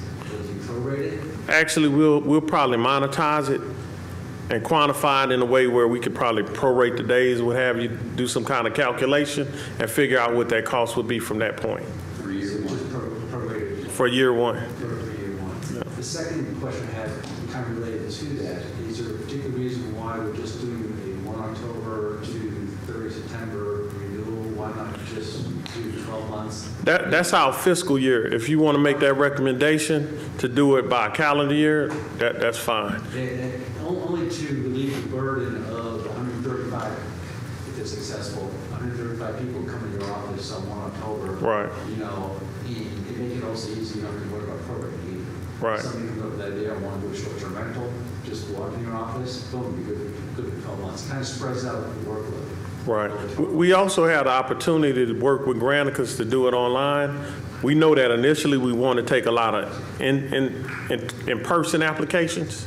So we'll take some of those, but we can also have the opportunity to take some online too. And like, I'm sure a lot of the applications will drop off when it has to come to them attending an in-person mandatory meetings. You know, there's several things that I'm sure people will consider hurdles that'll probably reduce the number. But Mandatory meeting all of them 1 October is a burden versus Yeah. periodic, do one meeting a month. yeah, we'll try to spread it out as much as possible. Like, I feel like if we did a calendar year from January to December, then perhaps in October we could start taking applications to get ready for the first year instead of doing October. October is kind of awkward, especially with our first year starting maybe in April. I want to ask my staff one question though. When do you all feel comfortable starting it? April? I feel like that's what I don't understand why we said that. Because we got to prepare for the zoning rewrite. We can bring it up sooner. We can do February, March. So, how long that takes to get established? I think brackets would be very Okay. So we could make our start time contingent upon the company that's gonna help us manage this, which is Granicus, and see how long that onboarding take, so. But if we can do it soon, I guess we can start, what, February, March? I'm with this go ahead, we gonna, it's only going to start in January. And Mardi Gras is a pretty big attraction in CPA. That's true. Well, if we could get it on board by January, I guess we could start by January. Maybe we could go ahead and get the applications done as soon as possible. Most of the zoning rewrite applications, if I'm not mistaken, have been kind of, okay. Yeah, we could try for January, February. Let me ask you something. Are Yes. you offering those orientation classes all during the year? Because you have application all during the year. Yes, we can offer those classes all through the year. We probably wouldn't do it every week, but maybe once or twice a month, we'll be able to offer it. Yeah, if somebody come in March and you off in January, what is the app gonna do? If they gotta have that class? We're going to try to offer them as much as possible. We'll do that. And it may be a situation where we look at the number of, the workflow of it. If we have a whole bunch of people ready to take them, we'll go ahead and assign them and take them. And the other thing, too, is possibly offering it virtually, so. Another thing. Back on 54, you're gonna leave it up to the person who owns the property, inspect the property. You will go and inspect. The initial inspection will be from the city in person, using one of our building inspectors and someone from the fire department, fire inspector.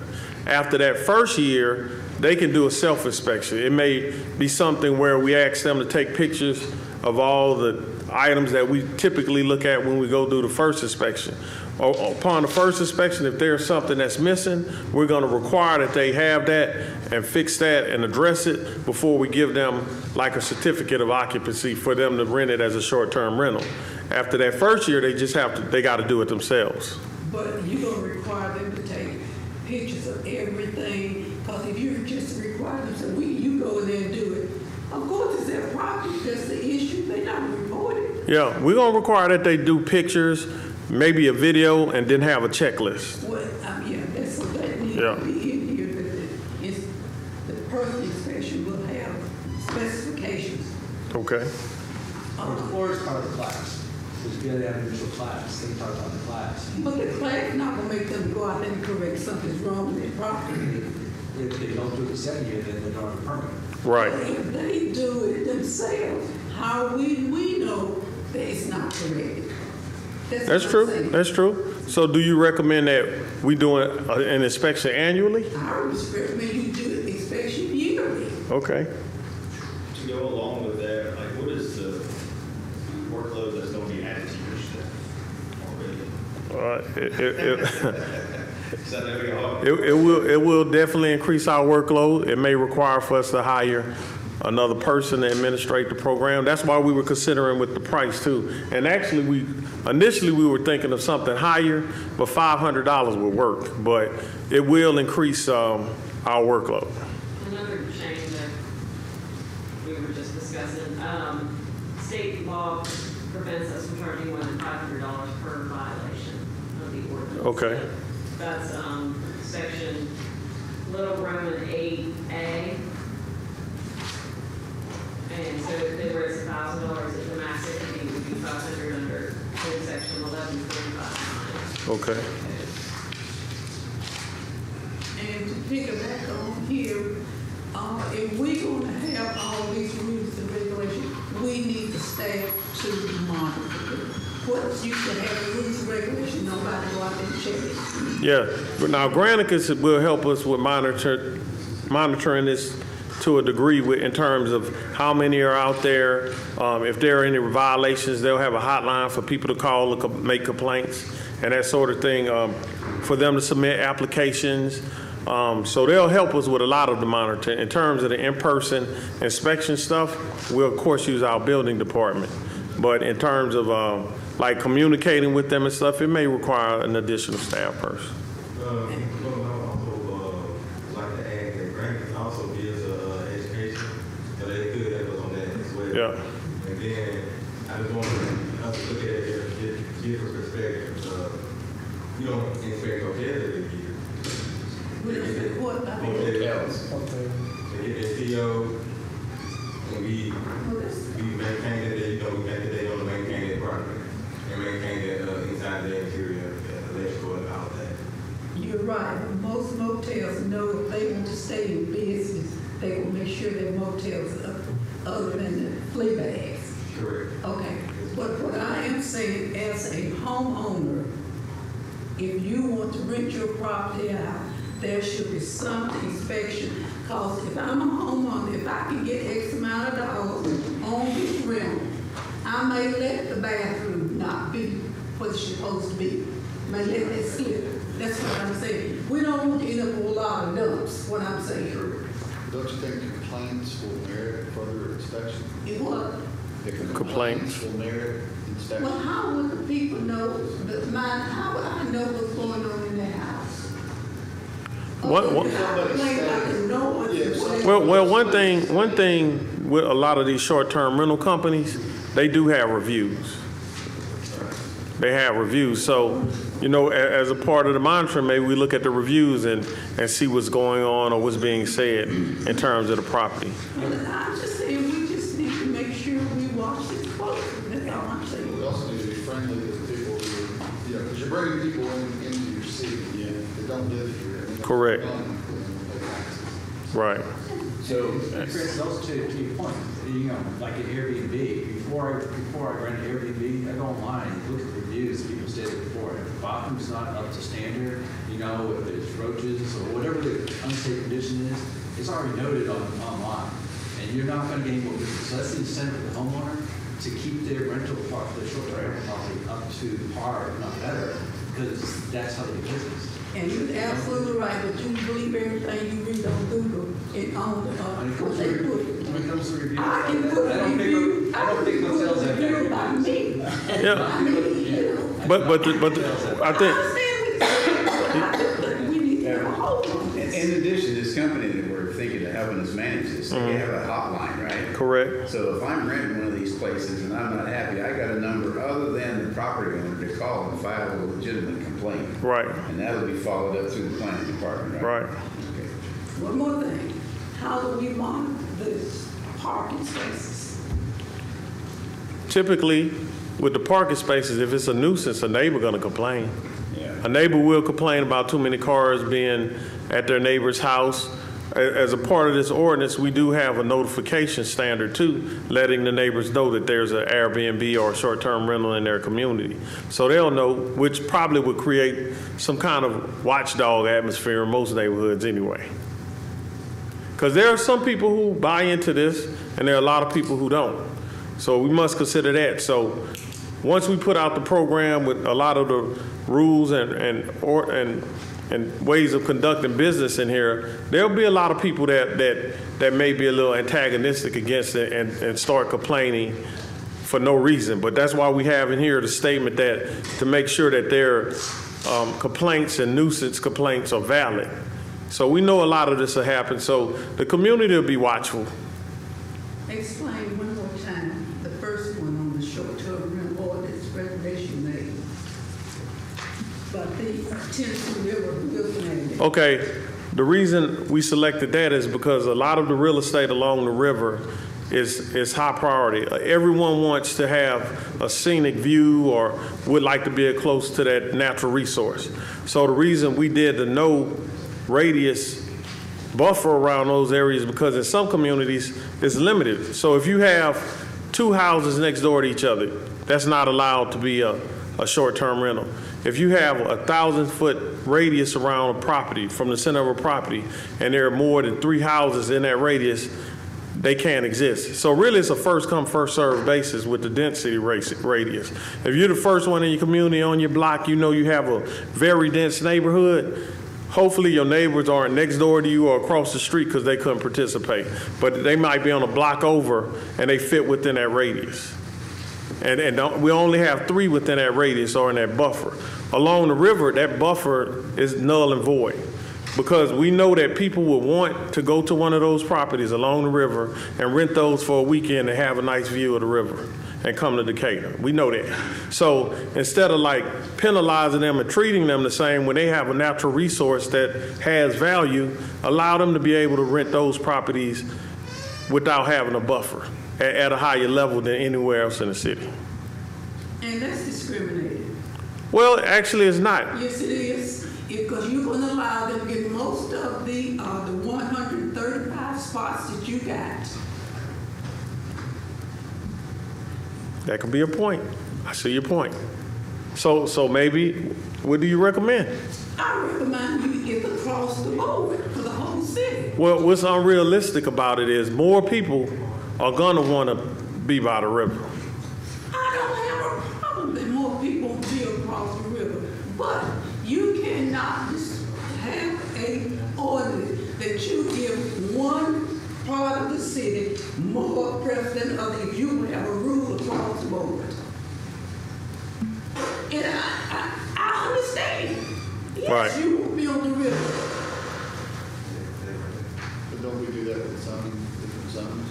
Yeah, different zones. I do not care. You cannot give them the privilege to have all of the rentals on the city. You're right. They're going to get more than everybody else. So I have a question for you. Do you have a solution? Yes. Yes, ma'am. Make it across the board. If they can't have a two within the place, same as everybody's going to have, you do the same thing there. Or do we change the number of 135? That's what I would say. I would set the number at 135 for now, but if all of a sudden you get 200 applicants, and most of them are, the river's full, but we don't want to discriminate and prevent somebody else in another neighborhood away from the river. It does not matter. It does not matter how many you have. If you have 150, it does not matter. You think most of them be on the river? And it does not matter. But the truth is, the river isn't one of the most dense parts of the city either. So there aren't that many properties on the river anyway. But you still cannot make a rule for one section can have this amount in the other section with this rental thing. That's what I'm saying. The entertainment district has pros and, it has benefits that other parts of the city don't have.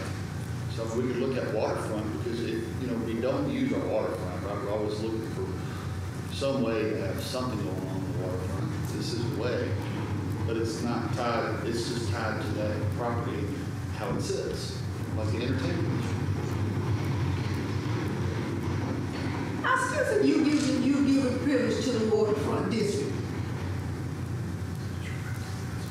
Well, it's no different than downtown. You know what I mean? I just think it's not giving the privilege. Yes, it is. It's based on the geometry of our city, No, it's just a thought. I mean, Yeah, and let me just throw a comment in here for consideration. This is all brand new to us. We never have dealt with this before. We're trying to deal with it and have something set up. If whatever we agree to today doesn't mean that's the way it's going to be forever, it may be okay to take our comments and work it into a document and then come back maybe a year from now when Chad and his group get some data and can come back and say, here's the numbers, here's what's going on, here's the comments, and so forth, and share that with the commission, and it can be amended at a later point in time. So however we agree with this, it's a start, but it's probably not the finish to it. Now, I will say, we got to consider, too, this has been going on for years, unregulated. At whose expense? We don't know what the experience has been for visitors. The city is not capturing dollars, it's not being monitored. So, this has to happen at some time or another. And it's going to be debatable, as he said, but we have to come to a point. Now, you all are entitled to make a recommendation. If the density issue is something that concerns you, you say do it across the board. Do we need a density rule or not? But it's proven that with these Airbnbs, people always gravitate to the most attractive part of the city. Historic districts, riverfronts, downtowns. That's just the nature of the beast. And it's always going to be like that. Sometimes you even have Airbnbs in neighborhoods that people consider less desirable, but they still survive and they do well because of the pricing. It's just like any other hotel. You could get a hotel on the east side, the west side, downtown, or on the riverfront. You're going to pay a different price.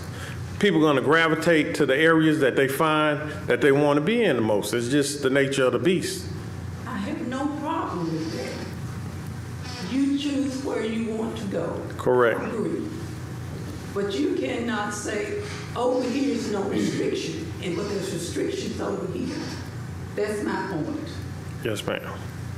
I have a couple questions. Yes, ma'am. On the recommended changes, the second paragraph, when you talk about emergency egress lighting and signage. Right. Are we talking a laminated sign taped to the wall, or are we talking those electric exit signs like you see in? So when I spoke to the inspectors, one of them gave me his personal experience of going out to Florida. He said they simply had a sticker on the door that said exit, or a printed hand-drawn map on the wall saying, this is where the restroom is, this is where the fire extinguisher is located, and so forth. Because a lot of times a stranger is coming into a property that they're not familiar with. So it's good for them to know some things about the property. You know, even in a hotel, you might go to a hotel and not know what an iron board is. And you have to call out and they'll say, oh, go in the closet, look on the left side of the wall.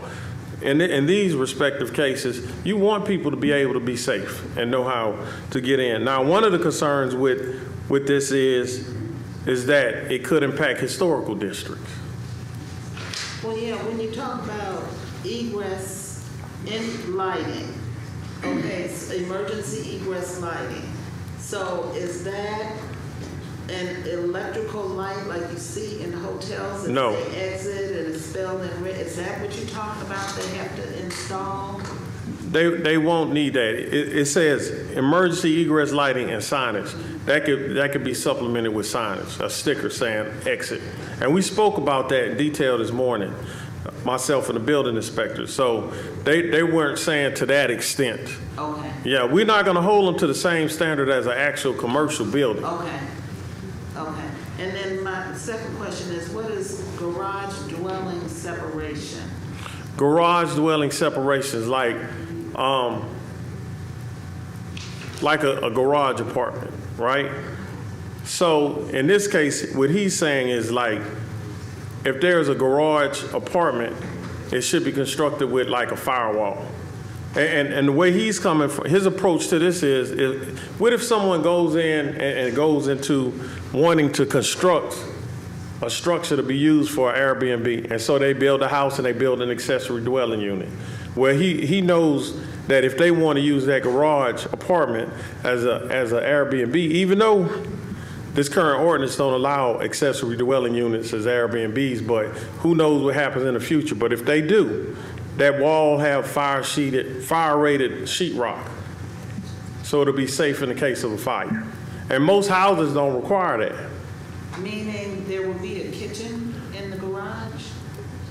Well, I suppose so. A lot of times, some of these garage apartments have small kitchens and restrooms and so forth. So garage dwelling separation means that if there's an attached garage that they're using as a dwelling and they're renting it out as an Airbnb. It should have fire-rated. Firewall, That's right. just in case. Okay. To protect the main structure. Okay. Okay. A lot of houses have a garage and up over it, there's an it's apartment, right. if you will. Yeah. Okay. Yeah. If you have a separation like that, I would assume that that's all counted together as far as the number of parking spaces and. Correct. It would go along with the house. It wouldn't be treated as a separate structure. Chad, as a thought, there's a lot of restricted stuff in here. It is. Are some of these, do you want at your level retain some kind of like waiver authority? Let's say for a wedding. So if you're in a waterfront and you want to have a wedding with 5 people. Okay. Right now, you can't have a wedding. You can't have a wedding at your waterfront property that's short-term rental because it's prohibited in here. do you want waiver authority, so if they want to have a wedding, they just reach out to the planning director and say, Well, "I want a wedding," and you use your own discretion. Right. If it's 200 people, no, it's just fine. I think it's restrictive like that to deter people from wanting to get a short-term rental for events. Like coming from the Memphis area, I know for certain they had Airbnbs that were used for parties. They were like historic small mansions with swimming pools. They were party houses. And that's what it's trying to prevent. So even in the case of like a wedding, you know, you may permit one wedding and it's low key and it's only 5 people. But what if you permit another wedding on another day and it's much larger? So like it's hard to kind of control, so. Well, that's why they'd have to be by exception through to you. Parking would be another one, you know? I don't know. Exception, you know, that particular rental, okay, let me just call the planning department and get a waiver for this particular. I think it'll open Pandora's box. And then, you know. I know we gotta start somewhere, and I know it's not perfect, we need a way to be able to amend periodically. Absolutely. And it's going to be contested in city council. I already know that. I already know. So we have to move forward with this. We have a lot of, it's kind of like the zoning rewrite. You know, we could kick this can down the road if we want to, but it'll be a missed opportunity for our city because people are doing it already. And then there are no rules governing how people occupy these short-term rentals. And in some cases, there'll be nuisances. And everyone knows about the big event we have next summer. Everyone knows. So we might as well get prepared and get something in place so that our public can benefit from it and then the city can manage it properly. So $500, where does that go to? The $500 go to the city's general fund, but we have to pay for the expense to manage this through the software system and the company Granicus. So, you know. How much does the software system cost? The system costs $20 roughly, about $20. I mean, not $20, $20,000. I wish it was $20. Yes, it's $20,000. Personnel will be going checking on how many cars are parked in front of a house and various things. It's a lot of stuff we have to consider. And again, hopefully, like by notifying the citizens and the residents that live around these Airbnb hosts or these short-term rental hosts, it'll be a lot of snitching going on. So we'll know what's happening. Because that $500 only gets you $67,500. Well, at this point, we have about. That's if you rent all 135. It's 135. Yeah. But there's a few other fees. Yeah, we have more fees. You have to, of course, you got to get a license. You got to get a license from the city. How much is a business license? Yeah. Well, you have occupancy tax as well. Yeah. Hotel and occupancy tax. If the council chooses to put that on. I'm sure they will.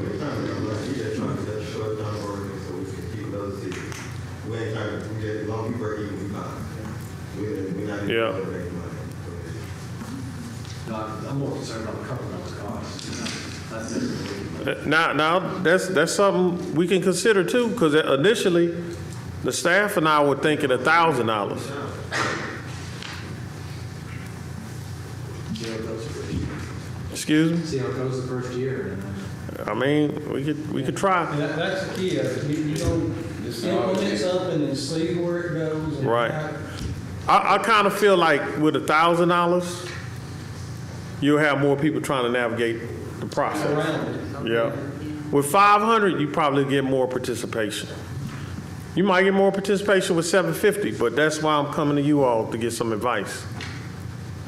That's why we raised the price from 5 from 1 to 2,000. Yeah, that's right. We just want to pay for the grant and if we have to possibly get somebody, that's our core main was to break even population, I feel it's in the way. And so therefore we have $5,000 increase in these supplies. A $400 increase. I have about a dozen questions left. Yes, sir. I did see some of your in the email. Forgive me for not. That's okay. It talks about code compliant handrails and ramps, so we're saying ADA compliance. Yes. If we have a historic house, we talked about historic. I talked about that with the building inspectors. So I'm looking for guidance on that piece too. I kind of felt like coming from the department side of it, you know, we had it a little restrictive, but they came back and was saying we probably need to be more restrictive, being that we have outside guests coming to our city staying at home. It would prevent people from being able to access all of the houses. But I'm sure you will have property owners that have handicap accessible properties too, which is a niche. So that might alleviate that. But some of the concerns about the handrails, the ramps, and the stairways, especially in historic houses, might disqualify that. And so we want to investigate that more. Should we decrease the requirements on safety and accessibility or not? I never found whatever section 25 was. If somebody could send me that. I never found section 25 that talks about a tourist home. I think tourist home is how we define this whole process. That's the only thing I saw that under the description. Section 25. You want a definition for it, or? It says short-term rental regulations apply to tourist homes and homestays as defined in section 25. I couldn't find that definition. For tourist home. Right. Is that in the zoning ordinance? It's on the short-term rental, page 60, IIA, the last sentence in there. Because homestay is defined on the last page of this draft order. I think you're asking, where's section 25? Yeah. We can't find section 25. Right, that preceded. Yeah, it's a referral to section 25-4.3.4. Section 25 is the zoning section. That's Yeah, that's in the new ordinance. It's in the zoning ordinance. Yeah. Section 25. Section 25. It's the whole thing. The new ordinance has those two in the definition. Well, section 25.8 I found said districts, designated districts. I just couldn't find anything that said tourist home or. That's what I'm saying. It's in the new one. It's in the new ordinance. In the new. Okay. The new one, this is going to be added into the new one, so there won't be anything in the current ordinance that you read that will have this provision. It will fit in right below campgrounds, I believe, under the 4.2.4E5. I think E6 will be, if I'm remembering correctly. And that's so new, I still don't know all of the stuff on it, but it should fit in near campground. Okay. Then on page 60, IIB4H, the third bullet from the bottom, the utility bill. What if that utility is already in somebody that's in a long-term rental? Excuse me? If it says that the utility bill has to be in the name of the applicant for the short-term rental, Yes. if that house is rented to somebody else, long-term rental, and they want to convert it to short-term. Long-term renters cannot convert it to short-term. That's why we're assuring that the person that's coming to apply and get a certificate is the property owner. But the property owner wants to do that, Correct. so they're going to kick out their long-term rental to apply for a short-term. They should not be doing that. I mean, hopefully that will be a complaint that we will receive that, you know, and I don't think it's allowable by law for you to kick out your long-term renter with a lease. But what I'm saying is if a house is long-term rented and somebody wants to convert that property, the owner of the property wants to convert it to short-term, right now the utilities is not in their name. Well, they couldn't get a certificate to be a short-term renter. So you have cases where you have owners of property with long-term renters and they may experience a period of vacancy. What they should do is disconnect that person's utility bill, get it back in their name, and then they could turn it into a short-term rental until they get a long-term rental. And some people actually do short-term rentals to cover the cost of maintaining a property while it's vacant. So you'd have to wait till the property was empty, convert the utilities back to the owner's Correct. name, then put in all the updates Correct. from that guideline. Okay. Let me ask you something. Since these short-term rentals, they are considered commercial properties, Right? how are we going to enforce it? They got to have ramps and things when they have short-term rentals. Well, you know, I was thinking, they have to go through inspections. when I was reading through this and I was just thinking to keep it from being so restrictive, one of the things that we're gonna also probably add to it is that if your property is already handicap accessible, you should say that. You should disclose that. If your property is not handicap accessible, you should disclose that. And what that says is when you put the property out for rent, potentially you say, this property is not handicap accessible. Because when you purchase a home, it doesn't have to be handicap accessible. People make those modifications by choice or accommodations for a family member, so it doesn't have to be that way. But they should disclose whether or not their property is handicap accessible or not. And page 61, this is the 1,000-foot thing. So if we're excluding the riverfront, and to go back to Ms. Bates' comment, could we go to Boza for an exception in that 1,000-foot? Page 61. Yeah.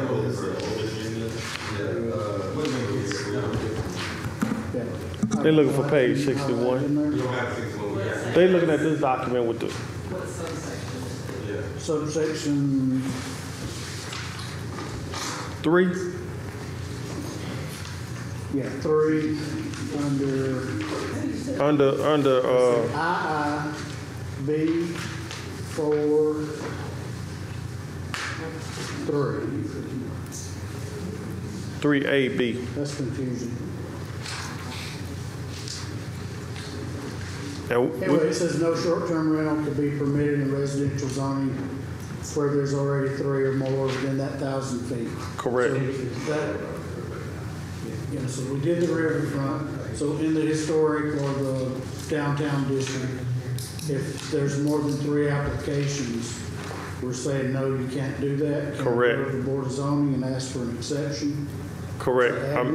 I mean, if that's a recommendation that you want to make, this would be the time to do so. But currently, as it is, if there's a 1,000-foot buffer from a particular property, and there are already 3 properties within that buffer, no additional properties can enter into that buffer.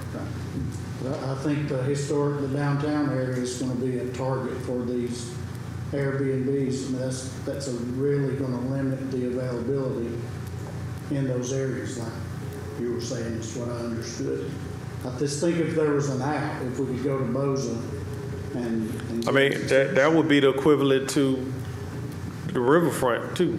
So And be asking for a variance. right. So Can I make a comment? In the committee, it was a historical district representative that pushed for the density law. Really? So that's why we also have the 2 parking spaces. right. A lot of folks in historical districts is not fond of it. So we try to put some things to make them a little more tedious to get in the historic district. So more parking places because you can't do it in the historic district. You probably have less off-street parking in a historic district. Requiring more to prevent the ones in the historic district from coming in. Right. No, it wasn't preventing. not preventing. But just the mitigate. No, well, some of it is like when you think about our historic districts, they don't have the same street widths as the newer parts of the city. So it's very cumbersome when you have a whole bunch of cars parked in the right of way on the street. That historic district is designed different from a neighborhood that's to the southwest. So you have to consider that each neighborhood is built differently, and historic neighborhoods have narrower streets. There is a legitimate government purpose for allowing more in a dense, like condos, because it's used to having more parking, there's more parking available, there is more transiency, there's more traffic at those places. When you go to a single family development with one house per family, basically it's to protect the single family homes from having all of the traffic that you're going to get with this, where when you're at a multi-family building like condos, generally, we're looking at it backwards from the way it's intended. Right. They're trying to protect single-family homes from all of that transiency. When you're in a multi-family building, there's always comings and goings that are more because there is a denser population, which is why generally it's allowed in a condo, and you can have that restriction on single-family homes where you can't have it. You can allow more in a condo, just because it's not that you're punishing someone, it's that you're protecting the neighborhoods. That's been argued before in courts, that it's a legitimate government function to do that. If there are extremes, you can go to on all of it, but that's just a general legal input on that. Okay, I said the wrong word, I apologize. We talked about condos, townhouses. I think the parking limits that too, because there's very little off-street parking at condos. Well, that's true, but sometimes they have a lot of shared parking too, and they have parking lots that are like apartment buildings, where you have a large number of spaces that also accommodate for visitors. So it goes both ways. But we do know for certain, in neighborhoods, they have a lot less parking. I think the condo townhouse has less parking than historic houses. It says that, let's see, the neighbors side by side are considered on the same street, but my back door neighbor is not. I don't understand that. Well, I think when you think of a street, if you lived on a particular street and you had two houses here and then skip a house and you had two more houses and they both were Airbnbs and then maybe one across the street, that close proximity with them being like really adjacent to each other, we're looking at it more so from the streets, not just the proximity. So if you have a house on one street, if you're on Parker, I'm just giving fake name, and then I live on Baker, they're close to each other, but they're on separate streets. And it'll allow someone else in the neighborhood an opportunity. But remember, we still have the density rule too, so. Though that one on Baker, on Parker, and then the one on Baker, they're probably going to be in the same 1,000-foot radius. Yeah, if they're back to back. All right. Is there a minimum or maximum number of nights that they can be rented? I know it was 29 consecutive. Yeah, 29, because I think the way that the real estate world looks at it as, after you stand more than 29 nights, you're like almost a long-range tenant, a long-term But is there a renter. maximum number of nights that can be rented out? We don't have that. We haven't suggested that in this. We just have a cap on the number we can have in the entire city, the number of nights that a person can stay, and those are only capped. Right. Is there a minimum that it has to rent out to be? It does not. You can rent it for a day, but you can't rent it less than a day because then it becomes an hourly, and we don't want those. You only rent it that one day. Is it still considered a short-term rental? It is. I've rented an Airbnb for a day, so.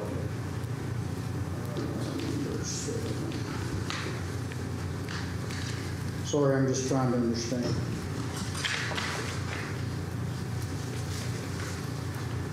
Okay, it's C2, zoning districts where short-term rentals are permitted. I don't know that I read that. What zoning districts? Where short-term rentals are permitted? It says the property must be located in a zoning district where short-term rentals are permitted. I mean, they're permitted in all residential districts. And the commercial. In the commercial districts. I'll explain why we put that in there, because at some point we could decide to take something, a district out. Gives us a legal way to do that. When you have side by side, is it first come, first served? Yeah, same thing with the 1,000-foot radius, first come, first served. That's what we think will encourage people to come sign up. I think this is similar to daycares. Yeah. Residents. I'm not saying they're equatable in all things, but I believe we have a limit on daycares and how many can be next to one another in a neighborhood as a business, and it's not too different from this. I mean, it is. There's. Yeah, but as far as the traffic and the additional cars and the business aspect, yes, it reminds me a lot of the daycare law. And when you think about it, competition breeds excellence. If you got 3 Airbnbs in a 1,000-foot radius in a neighborhood, you're going to take care of your property so you can get that. If your neighborhood is desirable or it's close to an event, you're going to make sure those accommodations are desirable to somebody who wants to rent it.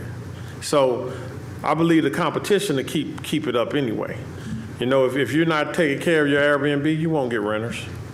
And I think it's a good thing to limit, like you said, how many can be in a, you don't want the whole neighborhood to come Airbnb. Yeah. So, yeah, that's a good thing. That's why the density rule is there. Right.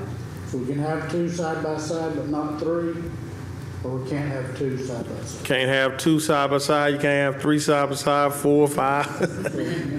You only can have 1. In the condos, the end one could be, and then that one not. No, you can have 2. You can't have 3. Okay, 2 side by side. Yeah. Okay. And I know there was some clarification on the parking. I just need my math to work out right. So if you have a 3-bedroom house, you're saying you got to have 2 parking places anyway for anything. Right. Plus So 3 bedrooms or 1 if you got a 2-bedroom house, you gotta have 2 parking spots. If you really, okay, let's look at the regular ordinance, because that's the way I kind of derived it. The new ordinance says that just about any residential house should have 2 off-street parking spots. So we're gonna start there. If you got a 2-bedroom, 1-bedroom, you gotta have at least 2 spots. But what I said was after 2 bedrooms, as it increase a bedroom, you should be able to accommodate another spot. Just in case you have guests staying at the house and they're in more than 1 car. So if you got a 3-bedroom, you should be able to accommodate 3 cars for off-street parking. Okay. So 3 bedrooms, 3 cars, 4 bedrooms, 4 cars. Correct. That works that way. And the off-street parking, we have a lot of fisher people that come to town that pull boats and that type thing. Yes? I don't understand why they can't park on the street. They can't park on the street because a lot of times those towing vehicles and so forth presents a problem for parking and obstructing the street. So, you know, we have places here where they can park temporarily and leave those vehicles there and then get into a regular car or pickup truck or what have you and get to the place or catch an Uber or Lyft. But I think a lot of that has to do with impeding the street and traffic and the neighbors who live there who might have to back out and then, you know, they see a boat behind them and, you know, that kind of thing. I think that is going to knock out most of the riverfront for fisher people to rent on the riverfront. Well, not really, because they can always park at Ingles. You can't believe you can't park them over. Not overnight parking over there. Can we not? On the river, there are very few places you're going to have 2 off-street parking and a place to get a boat and a truck. It's going to, fisher people will basically not be able to rent on the riverfront if they can't park in the street. But it's not enough space really for them.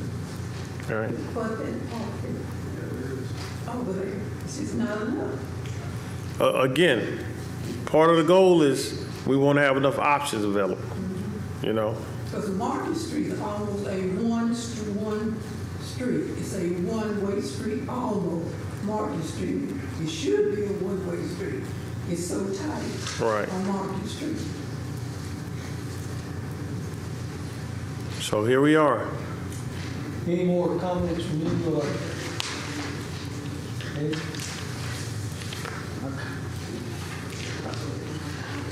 I don't know, we've got a lot of changes, a lot of thoughts. I think we should improve it, table it, and look at it again. Just my opinion. I think you all done a good job, Yes. very good job, but I think some things we do need to refine. Okay. And we want this as much as anybody, just to get put into place. So please don't take that negative at all.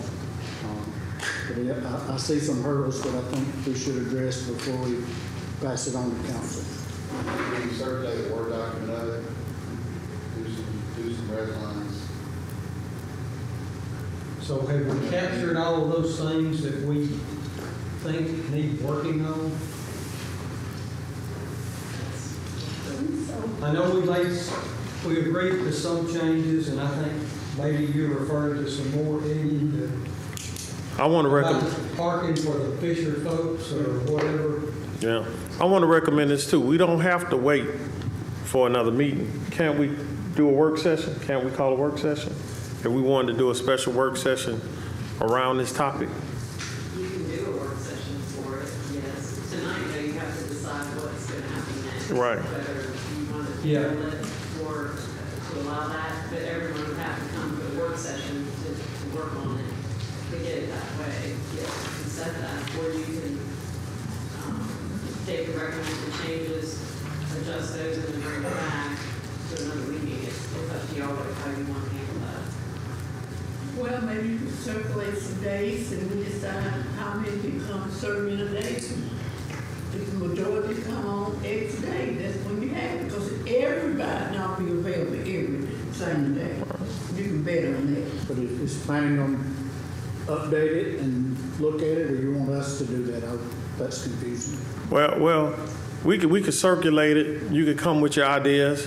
We could set a work session date where we could get everyone here if possible, and we could discuss it and hash it out then. And then that way we could come back, and then we'll have something more complete and cohesive we could take to council. But waiting month to month, you know, sometimes we could work it out outside of waiting for a meeting. So if that's okay, we can update it and send it around Well, you internally. need, if you're going to discuss changes, it needs to be in a public meeting. Yes. It needs to be a public work session for any changes. Y'all can't just make changes and.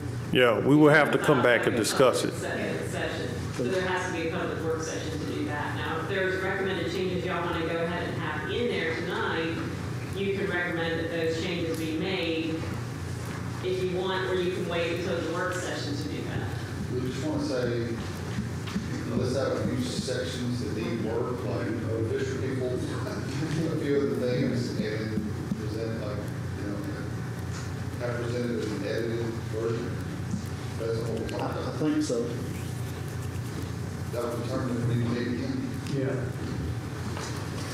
So, Chad, could y'all do that maybe within a week? Yeah, Turn that around to the commission where we can see sort of what that is, and we'll have it for next meeting. We can. And then we could try to, if you all agree to a work session, we could try to schedule that so it's not a lot of lapse in time so we could move forward. Yeah, because I'd hate to come to the next meeting and have a whole bunch of questions raised and then say, well, we don't feel comfortable voting on it. That's right. Let's table it till January. If we can get a work session where you have a majority that can meet there, we can work through some of these things so that in our next meeting in December, we're ready to move forward. Yeah, 'cause you can't vote on it in the work session. No. We can, that's why You I'm could just saying get bring it together to the what next we're gonna meeting. propose, and then you can vote, and then, Yeah, we put it off long enough. We need to get on and deal with it. Just to say out loud what my thoughts would be is, if there's already 3 in that 1,000-foot, can we go to Bossier and get an exception to add a 4th? I don't know. I think that should be looked at. And then the parking. You know, if you take, for example, the octagons down there by the bridge, that's probably going to be first up. Drive through their parking lot. They don't have 2 parking places. Right. And they sure don't have a place to put a boat in a trailer.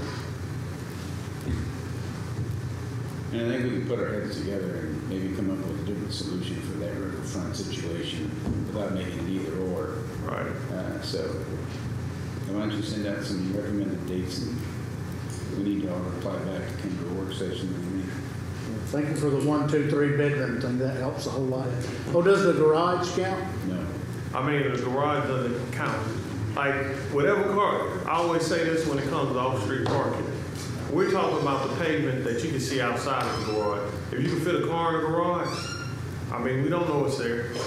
And if somebody drove by to see how many cars are parked there, we wouldn't have an idea about it. But if there's room in the garage, I guess, how would we know how many cars there if the garage is closed? I will say we count garages as parking zone. Do Oh, yeah. Okay. We sure do. Okay, thank you. We count Rogers as a parking spot. Apartments are just Honestly, so that we got a concern about parking and everything, correct is good, traffic tool. And we can't always, 100% amend the short-term rental. Right now, they already flying free. We don't have anything to lose, we don't have something to lose. And we definitely won't catch everyone. Oh, of course. But that's where enforcement comes in, We you know? need something in place, I agree. And we will always have 1% not gonna abide by the rule, so you don't even worry about that. It's pretty much like the zoning ordinance, it's gonna always be something.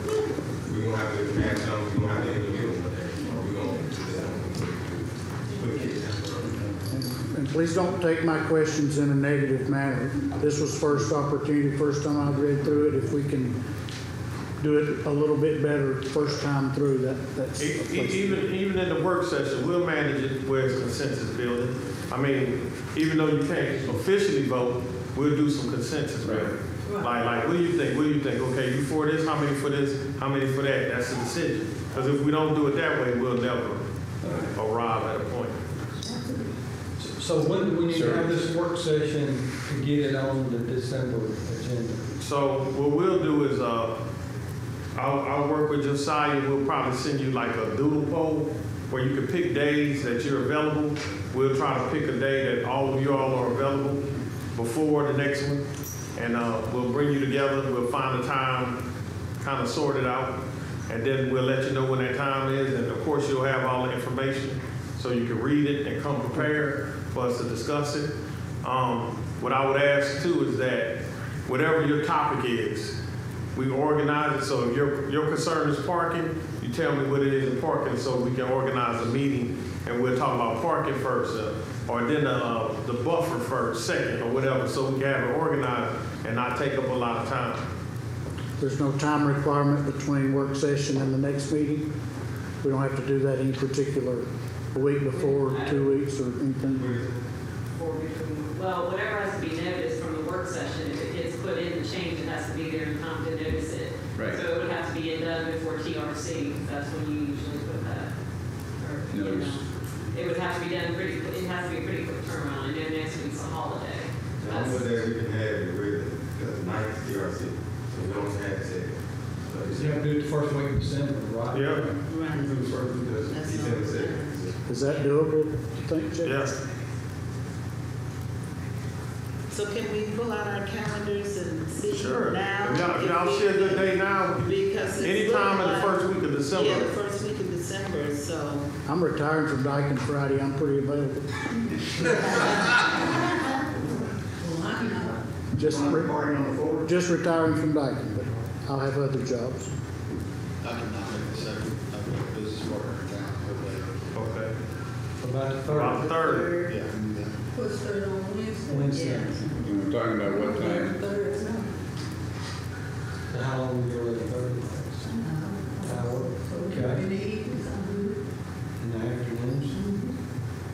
The closer we have it, the week of the first, we would be better, because our TRC is the next week, so we have to get all this ready. Okay, so if we can have like a Monday or Tuesday, that'll be great. If we can't, then Wednesday would be great. So, Do we have any council on first? Anything in council? You'll have council meeting that night. Council on the first. Okay. we don't have that. When's the parade, on the first or second? The next week. The next week? I think, Forrest said you were out the second, right? Yeah. Yeah. What about the third? Third, I'm good. Does that work? Tommy, can you make it work? We rush it, yeah, we make it work. What was the problem with the first, other than the council at nighttime, right? When's the council meeting? I'll be out on Monday most of the day. Oh, okay. Okay, so I didn't know that. the third works for me. I mean, be out that whole Third in week. the afternoon. I probably can't make that if it's an afternoon meeting. On the third? Well, I think we have to look at it day, time, and to see who Yeah. can make it. It's like, it's already been said, not everybody's gonna be I able to said, make can't it. make it, you report to Chuck what. Yeah, send me a list of your concerns. Yeah. So what time on the 3rd are we looking at? Ms. Tate said it would be an afternoon for her. So we're gonna meet at 1 o'clock? Yeah, we get one. Who could not make it Wednesday the 3rd at 1 o'clock? I'd have to leave, 2:30, no, by 2 o'clock. Oh, that's. Yeah. We hope we I know, we'll let you speak first. Okay, so we're talking December the 3rd at 1 o'clock. 7:30, 1 o'clock, I got you. And where's this meeting gonna be? We can have it on the 7th floor. We'll have to check regular availability, just because I don't know what the calendar is. Does it have to be negative? But it does have to be like. We'll find somewhere to have it. Yeah, there'll be a place to have it. Yeah. Even if it's, we have a conference room on 6th floor. that- About to say, So somewhere there. UK Utilities has open spots we can have it. One meeting, December 30th. Yeah, it has to be public, so. I can still run it. I don't think there's any that says at that time. There's no meetings on the calendar that day. There's no meetings on the calendar that day. Now she's got a DU board meeting. Are we good? And the other part is, orientation is, this workers. We got to deal with it. Okay, here we go, folks. So, we've sort of got a plan, but we still got this on the agenda we've got to deal with. Does anyone want to make a motion? The motion to table. Table it till next meeting? Second. All right, got a motion and a second. Any more discussion? Call vote, Josiah. Ford. Yes. Ted. Yes. Wade. Yes. Terry. Yes. Temple. Yes. Earls. Yes. Aye. Yes. Motion. Absolutely, yes. 9-0. I'm gonna abstain. 8-0. December 3rd, 1 p.m. Saturday. Yeah, they're gonna let us know what for. Okay. So if we just hang around another 4 minutes, we can say we've been here at 6 o'clock. We're done.